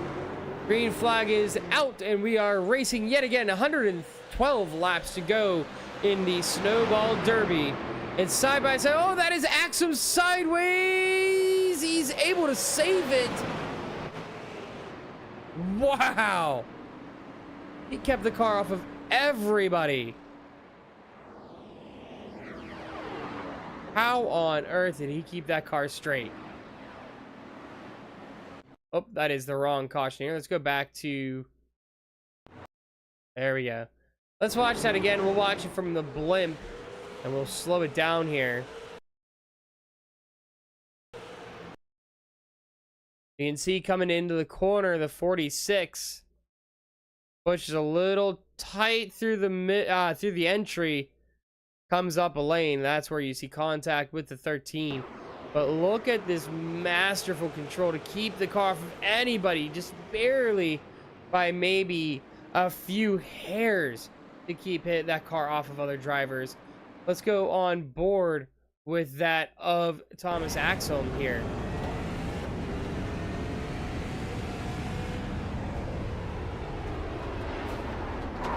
You see us immediately locking it up, doing everything he can somehow. It's just crazy watching all these cars come by, and he manages to keep it off. Let's take a look here at the 28 Brandon Yates.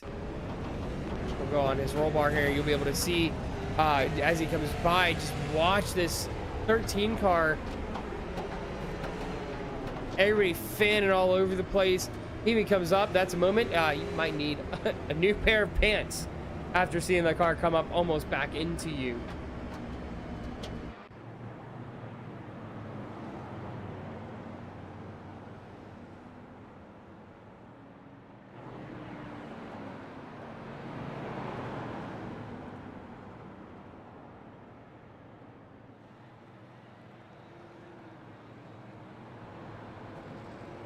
Yeah, so Cheyenne, yeah, going off of what I was saying before about the OMA VRC.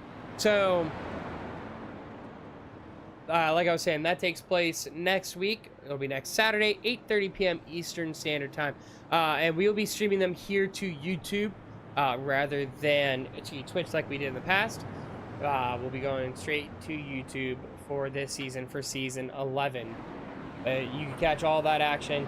They do a wide range of races from the super speedways to short tracks to road course racing. I believe they threw in a dirt race this season as well. I'm not 100% sure on that, though. I don't remember. But there is a wide range of different tracks that they run throughout their schedule. So it's going to be a lot of fun. They had some really cool tracks last season, tracks that NASCAR doesn't traditionally go to, like Long Beach. They went to I'm forgetting some of the tracks off the top of my head, but there were some good ones throughout the season last year. But we are green flag racing again. Let's get back into this action. As you've got Dabrowski in the race lead, Tim Trowbridge in second, Anthony Monroe rounds out the top three. Dabrowski needs to see if he can defend off Trowbridge there in the 77. But he's going to have a hard charging 82 behind as well, because the 82 we've seen when he really gets that car comfortable has a lot of pace. We've got one sideways. That is Jordan Whiting. Locks it down, but big spin there on the front stretch, manages to keep off of everybody, and I believe no contact made with any other drivers as well. Let's go back and see here what happened to Jordan Whiting.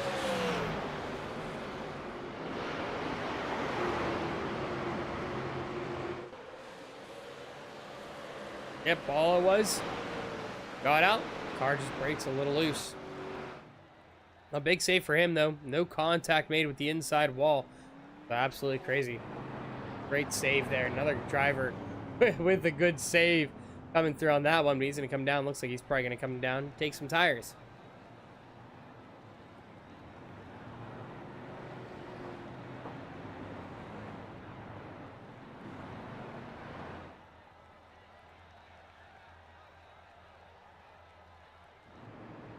I know it took a while, but I hope you guys have been enjoying the action. Some really good racing ones. So like I said, it's just going to take some patience. It's going to take getting these tires warmed up, getting these cars settling into the track, but we did eventually get in to getting a nice, good groove. We had some good green flag runs, and I don't know about you guys, but the racing has been really, really good.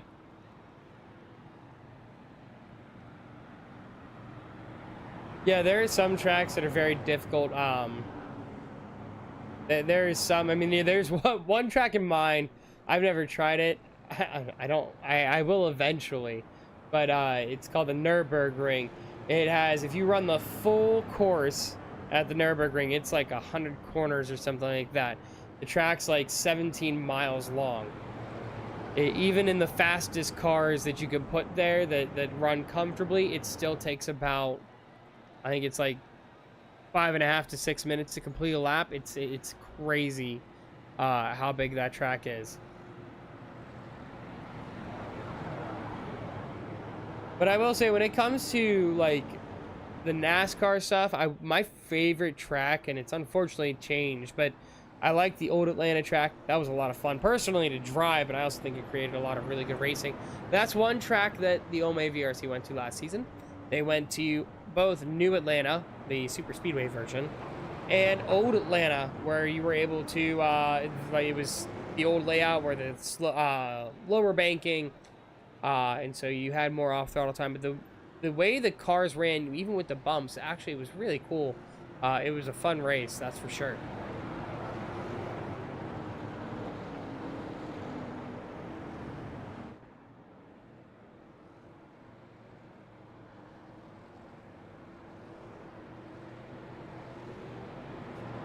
Again, ready to go green flag racing. Back to single file restarts. Your top five: Dabrowski, Trowbridge, Monroe, Darlin, and Weaver. Dabrowski all the way to the inside line. He's going to jump here, see if he can pull ahead from Trowbridge. But we are down to double digits. 99 laps to go. We have crossed lap 200 here in the first annual Stuff of Us Snowball Derby. Big slide there for Trowbridge. He's pushing that car as hard as he can. He's Tokyo drifting turn 1 as he manages to keep it off the outside wall. That's going to be a huge loss for him, though. He falls back to 5th place. Gonna have to get back in line, see if he can get that car moving again. But what a save from the 77. A little unfortunate it happened the way it did, though. Look out, Thomas Axum back up to 3rd place after dropping back a little bit earlier there with that contact made by Dabrowski. But he's got to get through Anthony Monroe first before he tries to make a fight for that race lead. A2 Axum trying to try some different lines. Looking at that outside slowly getting more and more rubbered in as more drivers going to try and push that outside line. And we've seen it's got momentum as long as you're able to make it work. You've got to be able to have that line stick. But what a crossover move from the 13. He's going to work his way around Dabrowski. That's up to 2nd place for Axum again. And now you've got another driver trying to knock on the door of the 46. That is going to be the 21 of Darland as he moves up to 3rd place into the podium. Here comes Trowbridge, going to push the inside line. He's going to work his way around Dabrowski as well. Should be clear coming out of turn 4. That was a unfortunate series of like 3 laps there for Dabrowski. Went from race lead now back to 5th place. He's going to have Jordan Whiting and Ryan Philbrick both trying to get around him as well. As you can see, Jordan Whiting, he's a bit of a man on a mission after spinning that to bring out the last caution. You know he's a little frustrated with that. Definitely wants to get back out on and get up into the top 5, maybe even back to the top 3. The caution comes out. When we take a look, ooh, that is the 13 of Ryan Fleming in the outside wall.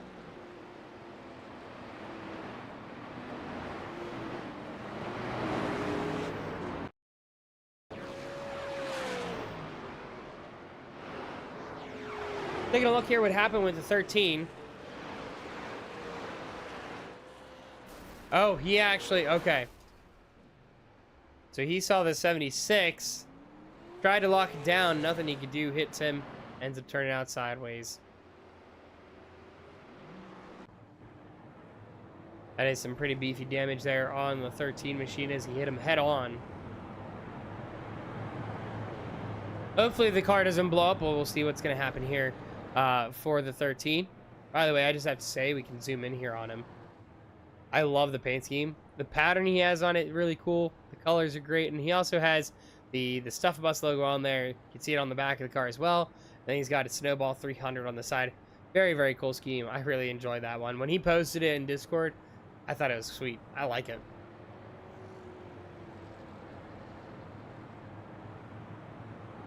Another one I like, you can see right there in front, the 77, Tim Trowbridge for Imperial Motorsports.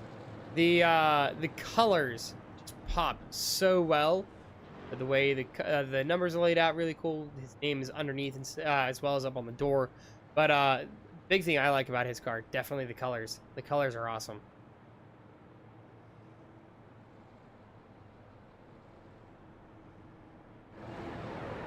So after that green flag run, Anthony Monroe, your race leader. Then we've got Thomas Axum, Mikey Darland in 3rd, Tim Trowbridge 4th, Patrick Dabrowski 5th, Jordan Whiting is 6th, 7th, Ryan Philbrick, 8th is going to be Benson Weaver, 9th, Brandon Yates, and then we have Connor Gadsden in 10th place.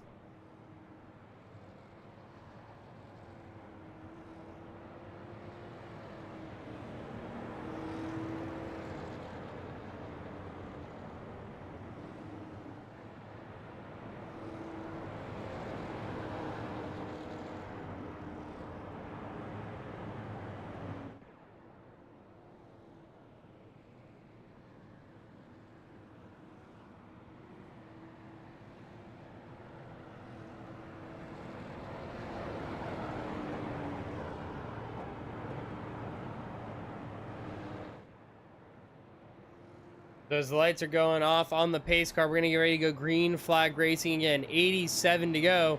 I don't think that these drivers are going to be able to go all the way But we'll have to wait and see what happens here.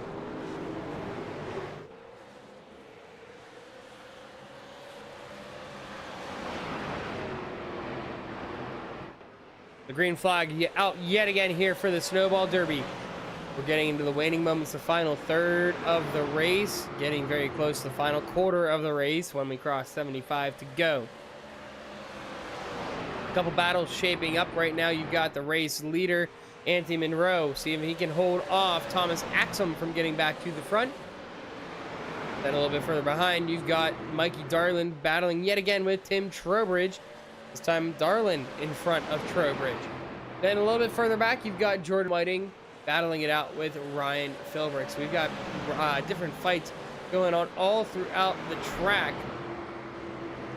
This battle for the race lead heating up. You can see Axum looking all over the back end of the 82, trying to see where he can make a move, when he's going to be able to make a jump. Lots of patience right now being showed by that 13. He's going to peek the outside. He pulled a crossover move earlier. Not going to go for that one there. Going to try it again. Not going to be able to get that run done. Lots of patience being shown by the 13. Sometimes being all over the back bumper causes the driver in front to just lose their focus and causes a mistake. So maybe that's also part of the strategy. Strategy that you can see from Axum. He is being very patient, very smooth with the car. We saw him doing this earlier. Wasn't really pushing the car as hard as he could, but he's definitely trying to find an opportunity. But one of the keys that Anthony Monroe is doing, you can see, sticking that car to the bottom, painting that white line on the inside.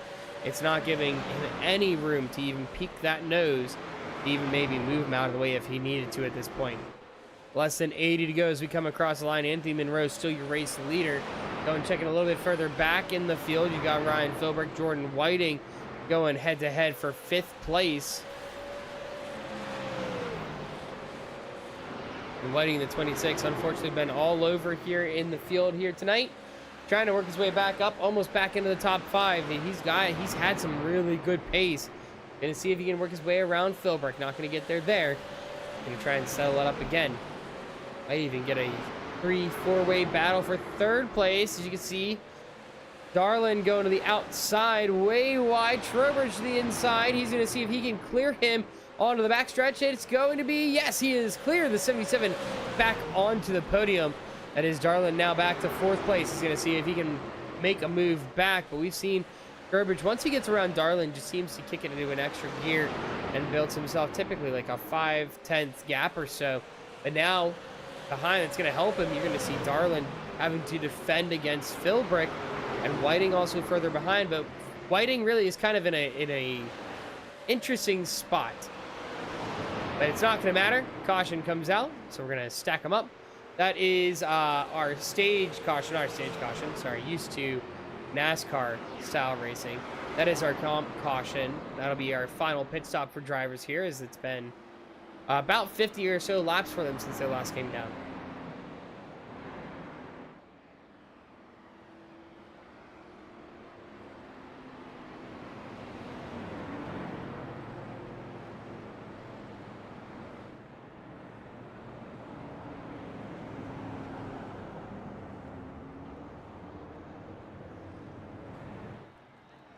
Oh, we had a couple drivers fake out.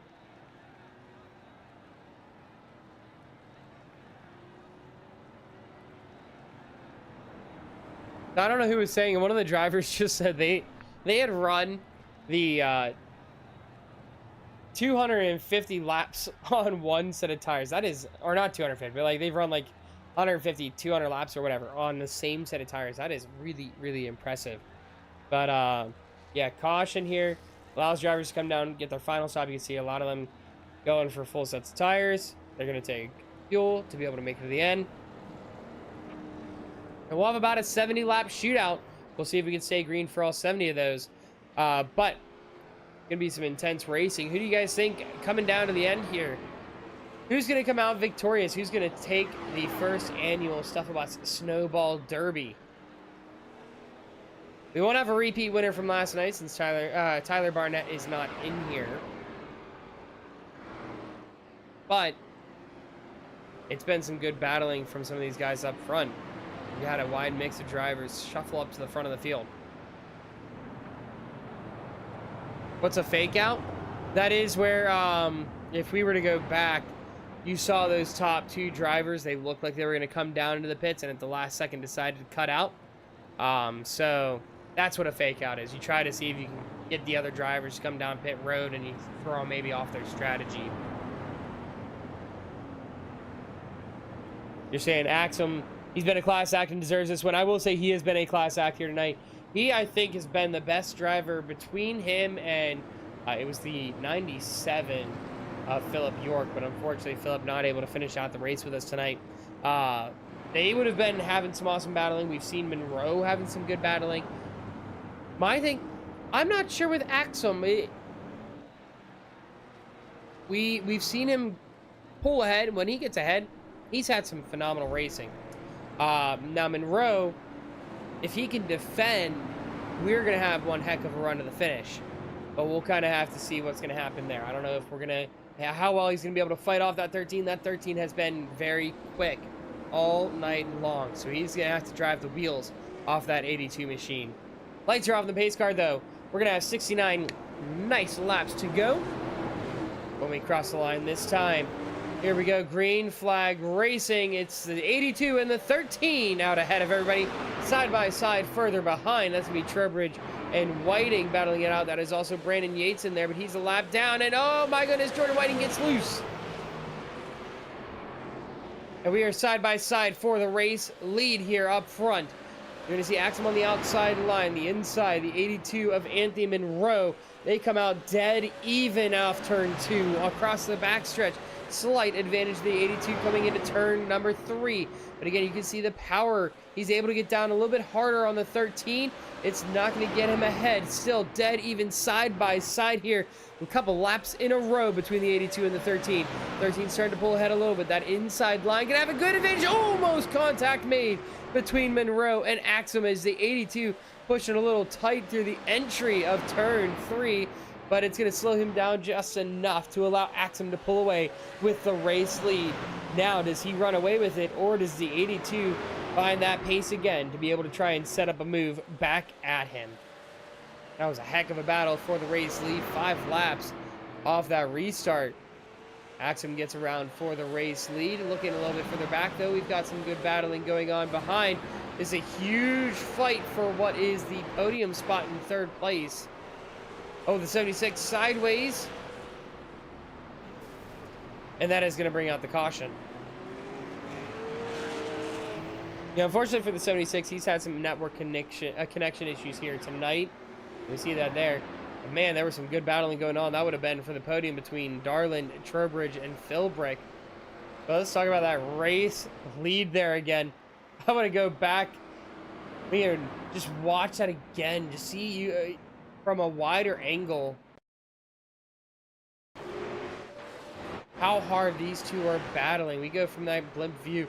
You can see as we go from the overhead, just side by side, they are pushing it neck and neck. They are so tight coming through every single corner. But yeah, then you see right there, the 28 breaks a little tight. Just how close he got. Let's go back real quick again. You can see how close he got to making contact with the 13. Very, very close. Only about a hair or so from making contact. And that would have spun the 13 right down into the pit wall, too, had he made contact with him. But good awareness from the 28 to realize that he was plowing and needed to just back out of that situation.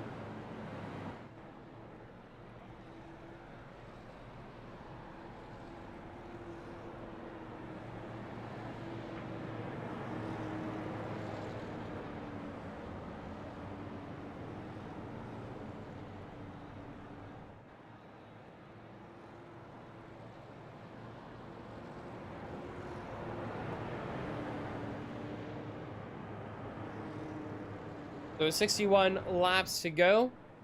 We'll be under 60 when we take the green flag yet again. We'll see if we can get 50 green flag laps to the end.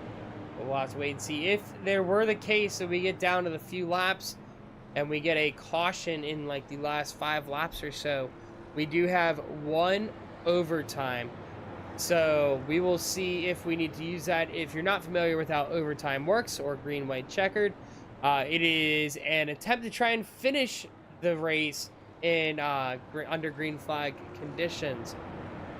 So if we, excuse me,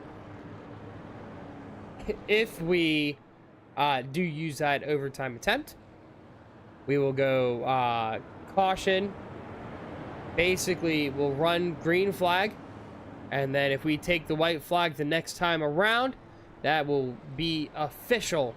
We will finish that race with the checker flag next time around, no matter what happens. However, if we take a caution before that white flag, then we'll stack it back up, and then that'll be our finishing order. We're just doing one overtime attempt. I think the driver's been through enough pacing here today with 21 cautions, so save them a little bit of hassle of going through under pacing again.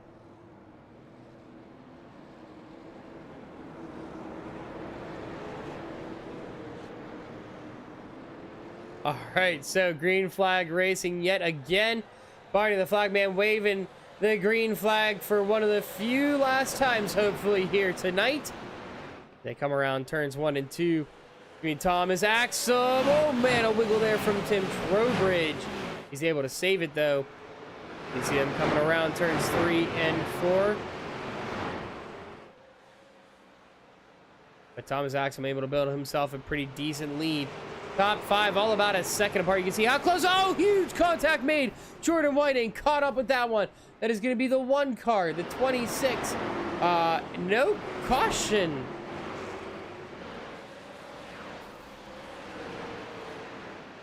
How did that not bring out a caution?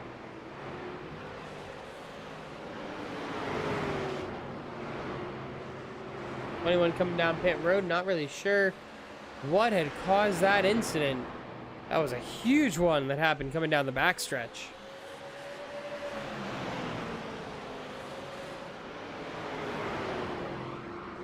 Battle for the race lead still heating up, and the one thing you're going to see here, that 82 is still pushing really hard on the exits.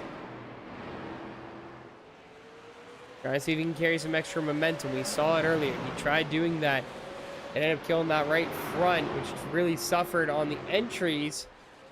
But you can see it seems like he's picked up a thing or two from following that 13, as he is now riding a little bit closer to the inside, not going on throttle as early. Caution is out.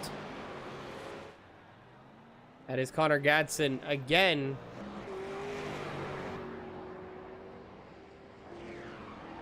It sounds like he had some more connection issue, but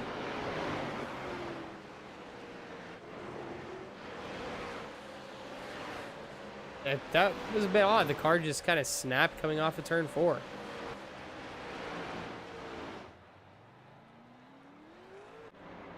How many times do we stream races? So, right now, we'll just have the OMA VRC. They will be every Saturday. Now, granted, with the holiday season, they're going to be on and off, a couple here and there. We will have the schedule on our broadcast next week, so you can see all of that. But right now, that is the only league we'll be broadcasting. So we'll only be broadcasting every Saturday night, or kind of bouncing around until we get to January. But we were, for a while, we did have a short track league. We were broadcasting the American Motorsports Association, and we were doing it was late model stock cars around short tracks. So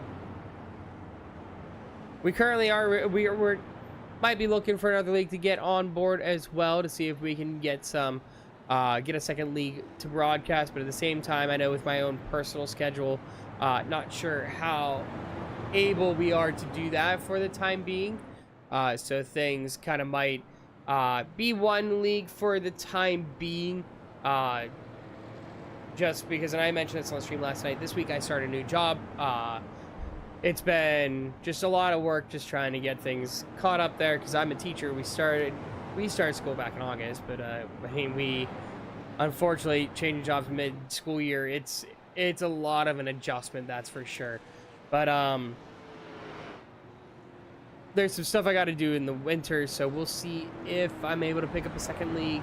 But I would like to, but I also have to focus on real life stuff. first, unfortunately. As much as I would love to be able to do this and have like broadcasts every day, I love being able to do this. It's a lot of fun to be able to bring races to people and be able to get these drivers out there and show off their talents and show off the action they put on track.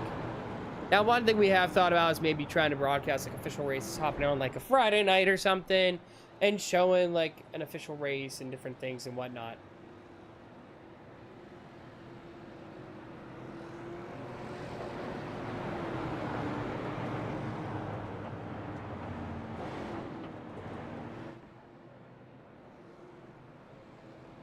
The lights are off on the pace car. We had a couple drivers come down for tires this time, Benson Weaver and Thomas Axum. So we will see, they're going to come up from the rear, 8th and 9th place. Keep an eye on those numbers, the 13 and the 1. But right now, Anthony Monroe, the man in charge in the 82 machine, as he's going to get a jump on Ryan Philbrick.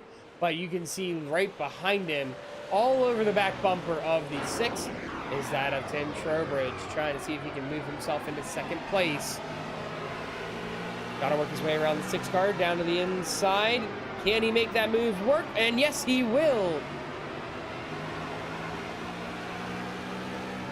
It looks like he is clear. Philbrick going to drop back, and so it is Tim Trowbridge up to 2nd place. A little bit further behind, Philbrick, and then Jordan Whiting.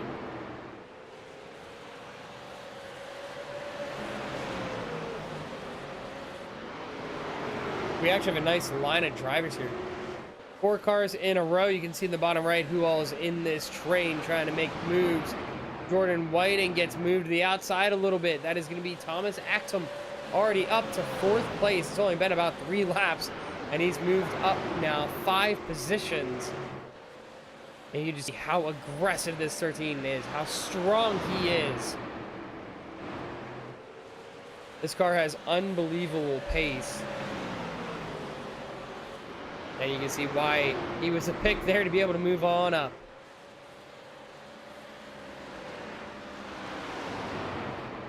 Now he's closing up on Tim Trowbridge. Tim pushes a little wide. He's going to capitalize on that mistake down to the inside of Trowbridge. Side by side with the 77. And now he's got his eyes set on the race lead. It took less than 10 laps to work his way through the field. Now he's hunting down the race leader. 0.7 of a second separate the two. 41 laps to go. Still a long way to go for him to have to hold off this hard charger here of Thomas Axum. Contact with the outside wall makes that a lot quicker. As you can see, Monroe now less than 1/4 of a second ahead from Axum. But Axum was having issues trying to find a lane to pass earlier. We'll see if that's going to be the case here as well. Behind, we have a good battle going on. This is for 4th place. Jordan Whiting trying to see if he can get up to 4th. He's right behind Philbrick, almost making contact with the 6 as they go through turns 1 and 2. Manages to keep the car off of him. But he keeps peeking that inside. He says, "You're going to leave this gap here. I will definitely make a move." Oh, that is... Oh, no! Monroe! Into the outside wall. That brings out the caution. Oh, my gosh!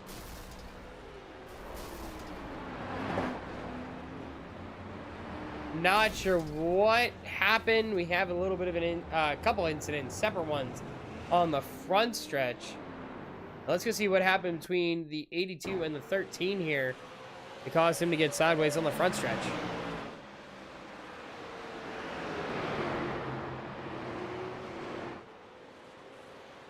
He clips the apron, gets loose, and then trying to get back on throttle, the car just snaps to the outside line. Now, just for fun, let's go right on board here with the... It's going to be a little nauseating, maybe. Let's go right on board with Anthony Monroe. Yeah, oh, maybe it was shifting down. Sounded like he made it short shifted. And then here we go. Wham!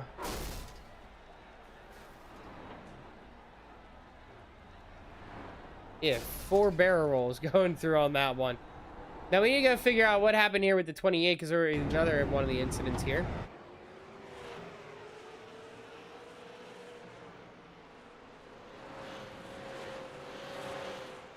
So that's what happened there between them. The 76 blinked out there a little bit, caused them to get into each other.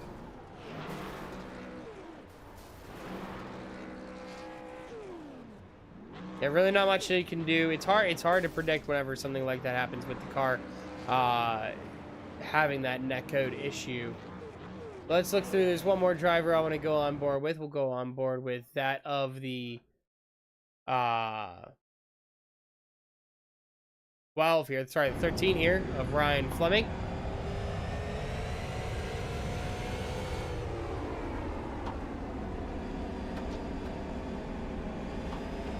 He avoids the first incident. But then the 82, yeah, he came right down into him.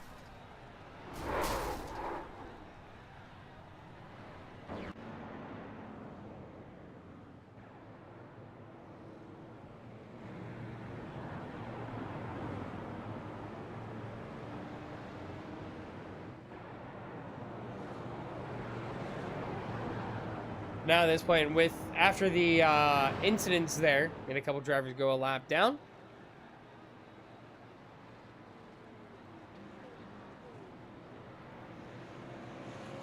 Looks like Monroe and Dabrowski can get their lap back. Yeah, it looks like they're all going to get their lap back as well. We're going to have 1 to green here this time around.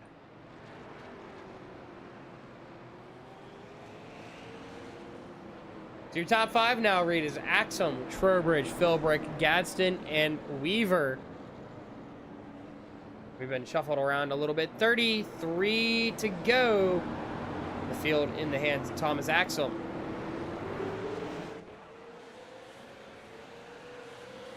Green flag racing side by side. A little bit further behind, we've got Benson, Weaver, Jordan Whiting. And Jordan gets a really good run through turns 1 and 2. He's been right on the back bumper of Connor Gadsden. He's going to see if he can move himself up 4th place. Yes, it is. The 76 disappears there for a moment. Good call from the 26. Hangs all the way down to the inside. Going to avoid any sort of contact between the two. And now he's going to try and hunt down Philbrick. We've seen him try and do this before. We'll see if he can get on to the podium here.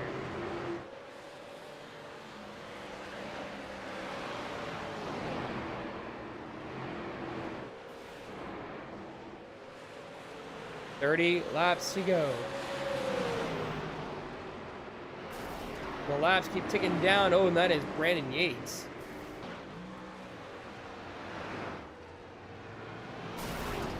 Not sure what happened with the 28, and oh, he made contact there with Dabrowski, but we will check in with that later if we get another caution. But taking a look, Thomas Axum pulling away over a second ahead from the rest of the field. Then you've got Tim Trowbridge, and a little bit further behind, Philbrick and Whiting side by side. They're going to go through turns 3 and 4. Whiting gets the nose on the inside. Good respect there from Philbrick. He's going to be clear coming off of turn 4. Will Philbrick try to send it back at him? Goes through turns 1 and 2. Going to ride behind. Got plenty of time to make moves. 27 laps to go, but Jordan Whiting is on a mission, trying to see if he can get himself into P2. And caution there. It looks like Dabrowski, some car might have snapped loose on him.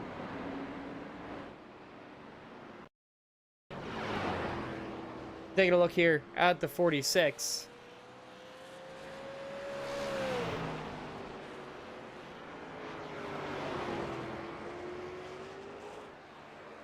Yep, car just gets a little loose on the exit. All she wrote.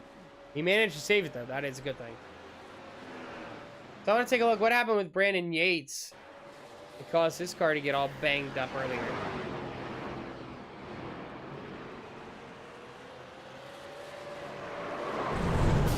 Oh, so he slid off the corner. Okay. And tried to gas it up. Okay, yep, that'll happen. Tried to gas it up with the car not quite on the on a flat surface.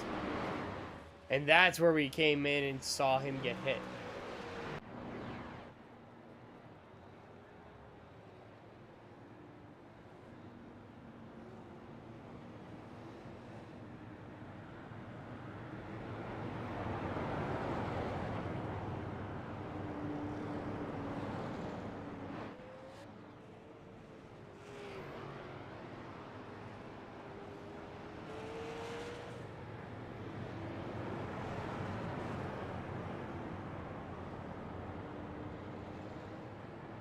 So with 24 to go, we'll have a few more laps.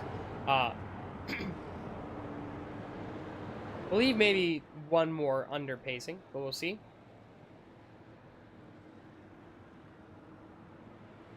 Nope, light's not off yet on the pace car, so we'll stay under caution a little bit longer.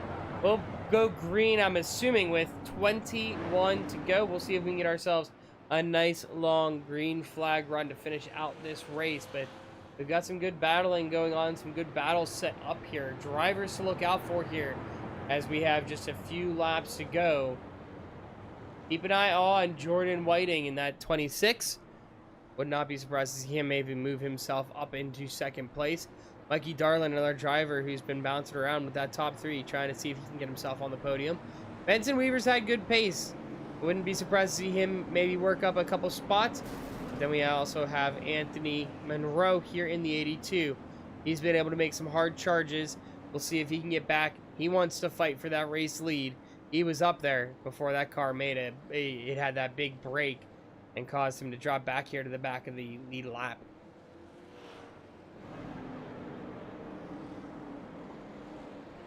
So here we go. Thomas Axum in control of the field. Pace car is off. 21 laps to go across the line.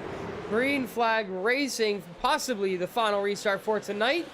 As a big 2 wide, almost 3 wide further behind. That is Benson taking the move to the inside, almost trying to take Darland on the inside line, but settling in nicely side by side. This is the race, or sorry, the battle for second place.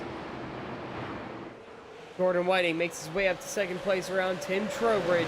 Tim Trowbridge might be able to have something for him back at it, but he's also got to keep a look from behind. Ryan Philbrick just peeking that inside line, saw the gap, almost put the nose down in there. And you've also got Anthony Monroe, 19 to go. Drivers trying to see if they can make moves. Don't be surprised if as we get to these dying laps to see drivers maybe make contact with others to move them out of the way. As you have the 82 and the 06 almost on top of each other coming into turn 1.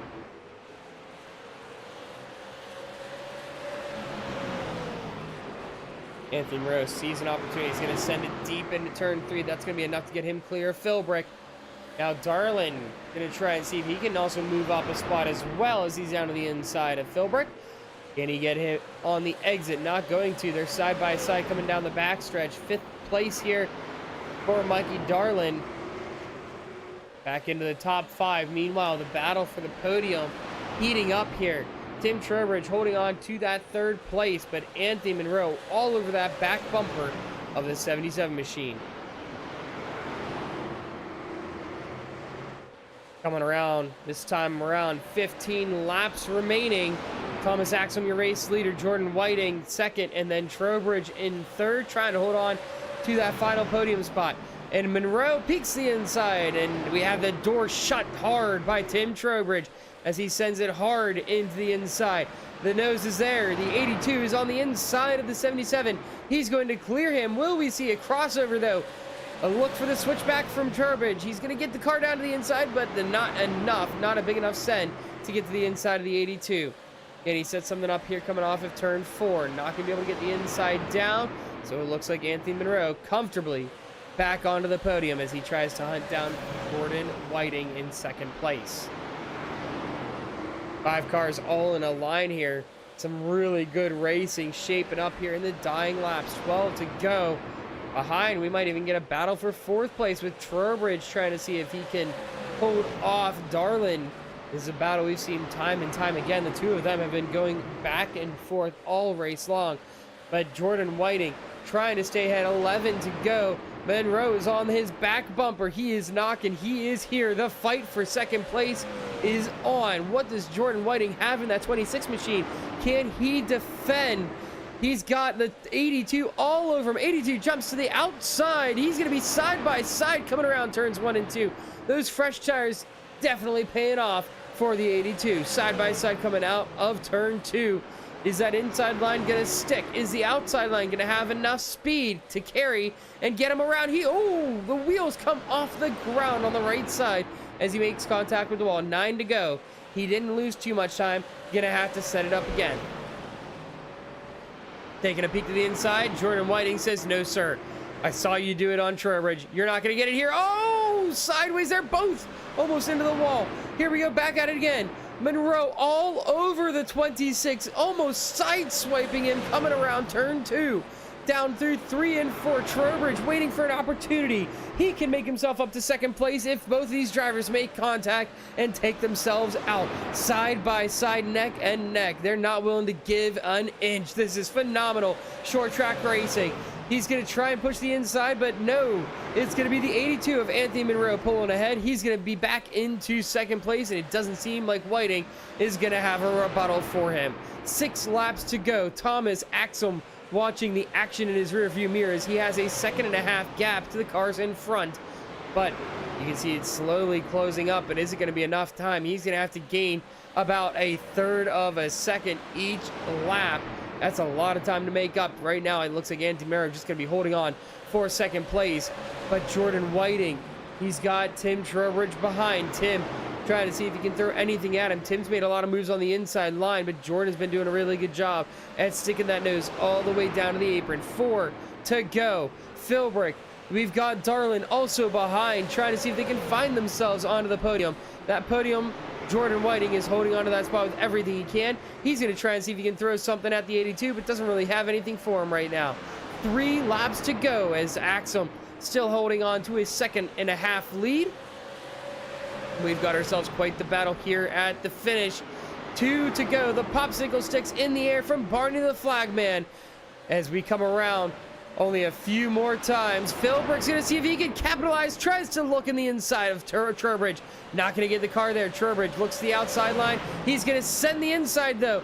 And Trowbridge gets turned. Contact made. Caution is out. We're going to overtime here for the end of the race.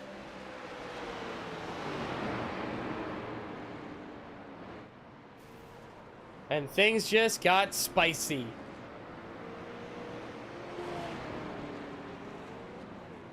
Wow, that was a great run there to the end. It's a shame we didn't finish under green.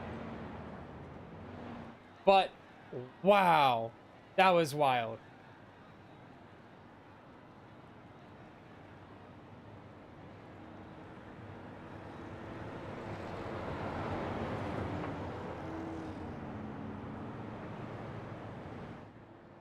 So, at the end here, we are going to go green, white, checkered. 1 attempt. So, just a reminder of how this works. We get green flag. If we take the white flag, the race then becomes official, and we will finish it no matter what at the checkered. If a caution comes out before we take the white flag, we'll go back under pacing, and the order the field is in is how we will finish this race.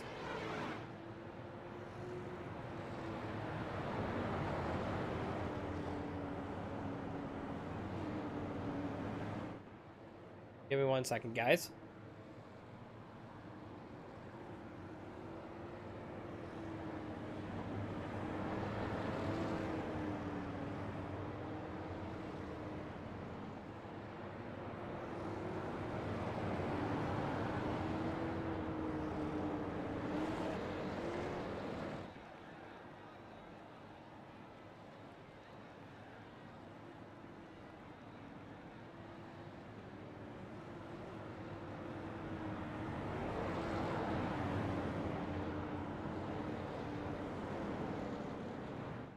All right, so taking a look at your running order here on our final restart, regardless of what happens. This is our final restart for tonight.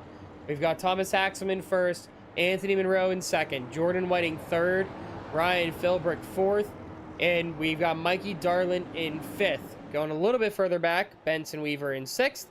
We have Connor Gadsden in seventh, Patrick Dobransky in eighth, Tim Trowbridge in ninth, and then Brandon Yates in 10th place. And it looks like, yeah, we still got Ryan Fleming on track. Unfortunately, he's going to be 2 laps down still.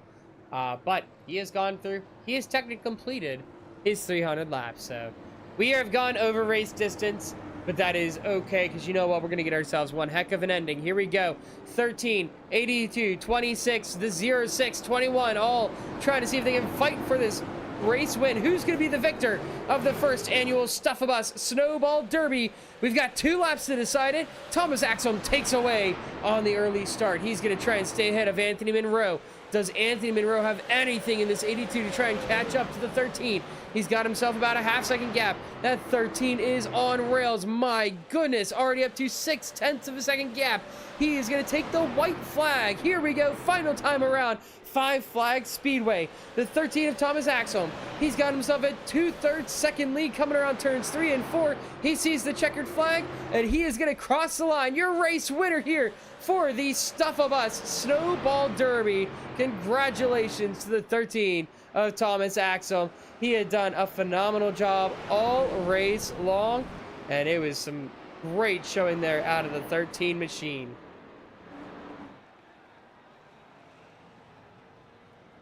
The race went a bit longer than I think all of us had expected. Some more incidents than we wanted. But you know what? There was some great racing given all the hard trials that came throughout the race. So let's go through our finishing results here for tonight's race. Like we said, the race winner, Thomas Axel. Anthony Monroe finishing second. Jordan Whiting in third place. In fourth place, we got Ryan Philbrick and Mikey Darland rounding out the top 5. Benson Weaver in 6th. Patrick Dabronsky in 7th. Tim Trowbridge in 8th. And then 9th place, ninth place, Connor Gadsden. And then Brandon Yates rounding out the lead lap cars. Ryan Fleming, 2 laps down. Then we got Philip York, Eli Lewis, Kristen Newman, Blaine Harrison, Braden Goddard, Billy Smith, Dade Grajewski. Then we got Josh Cole, Sean Harrell, Zach Bates, Bob Belshaw, Dawson Miller, and Jonathan McIntosh. That rounded out our field for tonight. So, we'll see if we can get our top 3 finishers up here, do some quick interviews, and I think, Nick, are you back with me? Woo, that was a great race to watch. All right, so we're going to go ahead and pull in our 3rd place finisher. We got Jordan Whiting in the 26. And Jordan, do you have a copy? Yep. All right, so Jordan, this race, I know it wasn't what some of us had expected to go, but you know what? It was great racing once we were able to get through some of the rough patches in the beginning. Now, you got in last minute before this race. You actually went to the real life 5 Flag Speedway today. So coming in last minute, you didn't. How much practice or how much warm-up did you actually have for this race? About 4 minutes. And qualifying is about. You really didn't have a ton of time. Now, coming in to this race, I know you have preached to want to do these super lates at 5 Flags, or like to run super lates regardless anywhere. Is it just a passion that you have for these cars, or is it just you really enjoy running them? Why is it that you like these cars so much?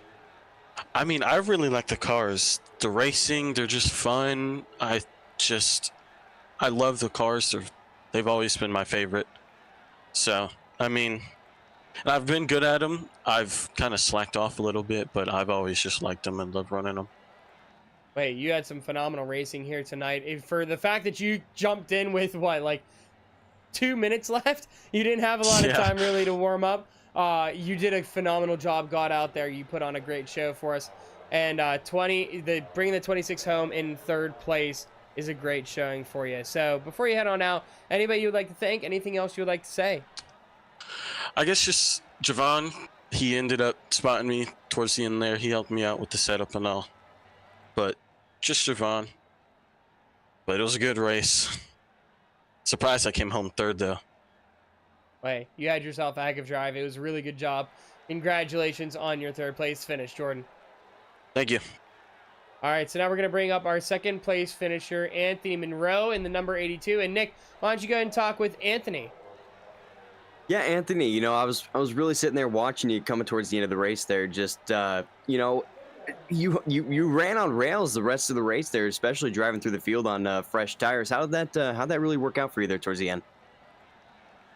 Well, it was all right. I mean, I felt like my car could have been a little bit looser coming off there towards the end of the run. I felt like I had something for the 013 there before. I don't know if he accidentally ran me over or what happened. Made my arc into the corner and he got my rear, and You know, that's racing, but at the same time, you know, this is for the kids. So I mean, you know, that's what it's all about, is getting these kids and doing all this good stuff. Yeah, well, you know that you really had a great battle there with the 26. Do you have really any comments on that? I mean, it looked like you two were really duking it out there till the green white checkered. Yeah, the 26 ran me clean. I appreciate that. I was trying to do him the same. I actually ran myself from the wall, I think, once or twice, trying to stay out of the side of him. It's always good to run right there door to door with somebody and have them show you respect. Yeah, well, you know what, you both ran a great race there, and I really appreciate you all jumping in here for this race. So, do you have anyone you want to thank? Um, I want to thank my team, Monroe Motorsports, uh, my sponsors, Kiewit Offshore Services, Backwoods Vacation Rentals, and Marconi Setup Shop. All right. Well, we appreciate you showing out here for tonight's race, and congratulations on second. Not as good as first, but I'll take it. All right. Congratulations again, Anthony, on second place, and thank you for joining us here tonight. So now we're going to bring on our first place finisher, our first annual Snowball Derby winner. We've got Thomas Axum. And Thomas, that was one heck of a drive you put on throughout that race. You just had something special in that car tonight. Yeah, that was fun. Once we got the green flags going, we got to click off some laps and got it going. The first 100 laps was rough, but once we got through there, we had a good group that actually had some side-by-side racing and some actual clean racing with some accidents, but that happens. And once we cleaned it up, it was actually a good race and probably a good view to watch. Yeah, there was a really good racing throughout the entire field. We saw some good battles for you amongst a bunch of different drivers, especially Anthony Monroe. We saw you at times having to defend against him, trying to work ways around him, and just take us through some of those battles you had with him. And we saw moments where he kept trying to peek that inside, but the way you were running, it seemed like you were able to just hold him off just ever so slightly with your line because you were able to get that nose to stick a lot better. Take us through some of those battles with Anthony. Yeah, it was a lot of fun being side by side with him. I think I had a better tire strategy, but he had a better chance of beating me at the end because he had fresh tires. And if we had one extra yellow, if we had a couple green white checkers there, he would have had a really good chance because I could have used it up in that run. But we had some good races there. He had a good late stop, and sometimes you got to just do something different than the guy in front of you to try and get any kind of advantage you can. But yeah, I got a good car there. I did 5 of these races last week, so I really broke in the super late model 5 flags, and I got over 1,000 laps of racing in this exact race. A little cooler track temp, and did a lot of side by side. So it was cool to come and do it in a race like this, where it's actually for a good cause. It's pretty fun. Wait, you said you did 5 of these races last week? Yeah, they had these officials last week in Fake and Open. Oh yeah, I covered 5 of them. I won 3 of them. Oh my gosh, that was that would be a lot. I could not imagine doing 5 of these in 1 week. That is, you are insane, sir. But I will be in touch about getting you the race winnings for you and everything. But I want to say congratulations again. You had one heck of a drive. And thank you for joining us here. Before you head on out, though, to celebrate your victory, anybody you would like to thank? Anything else you'd like to say?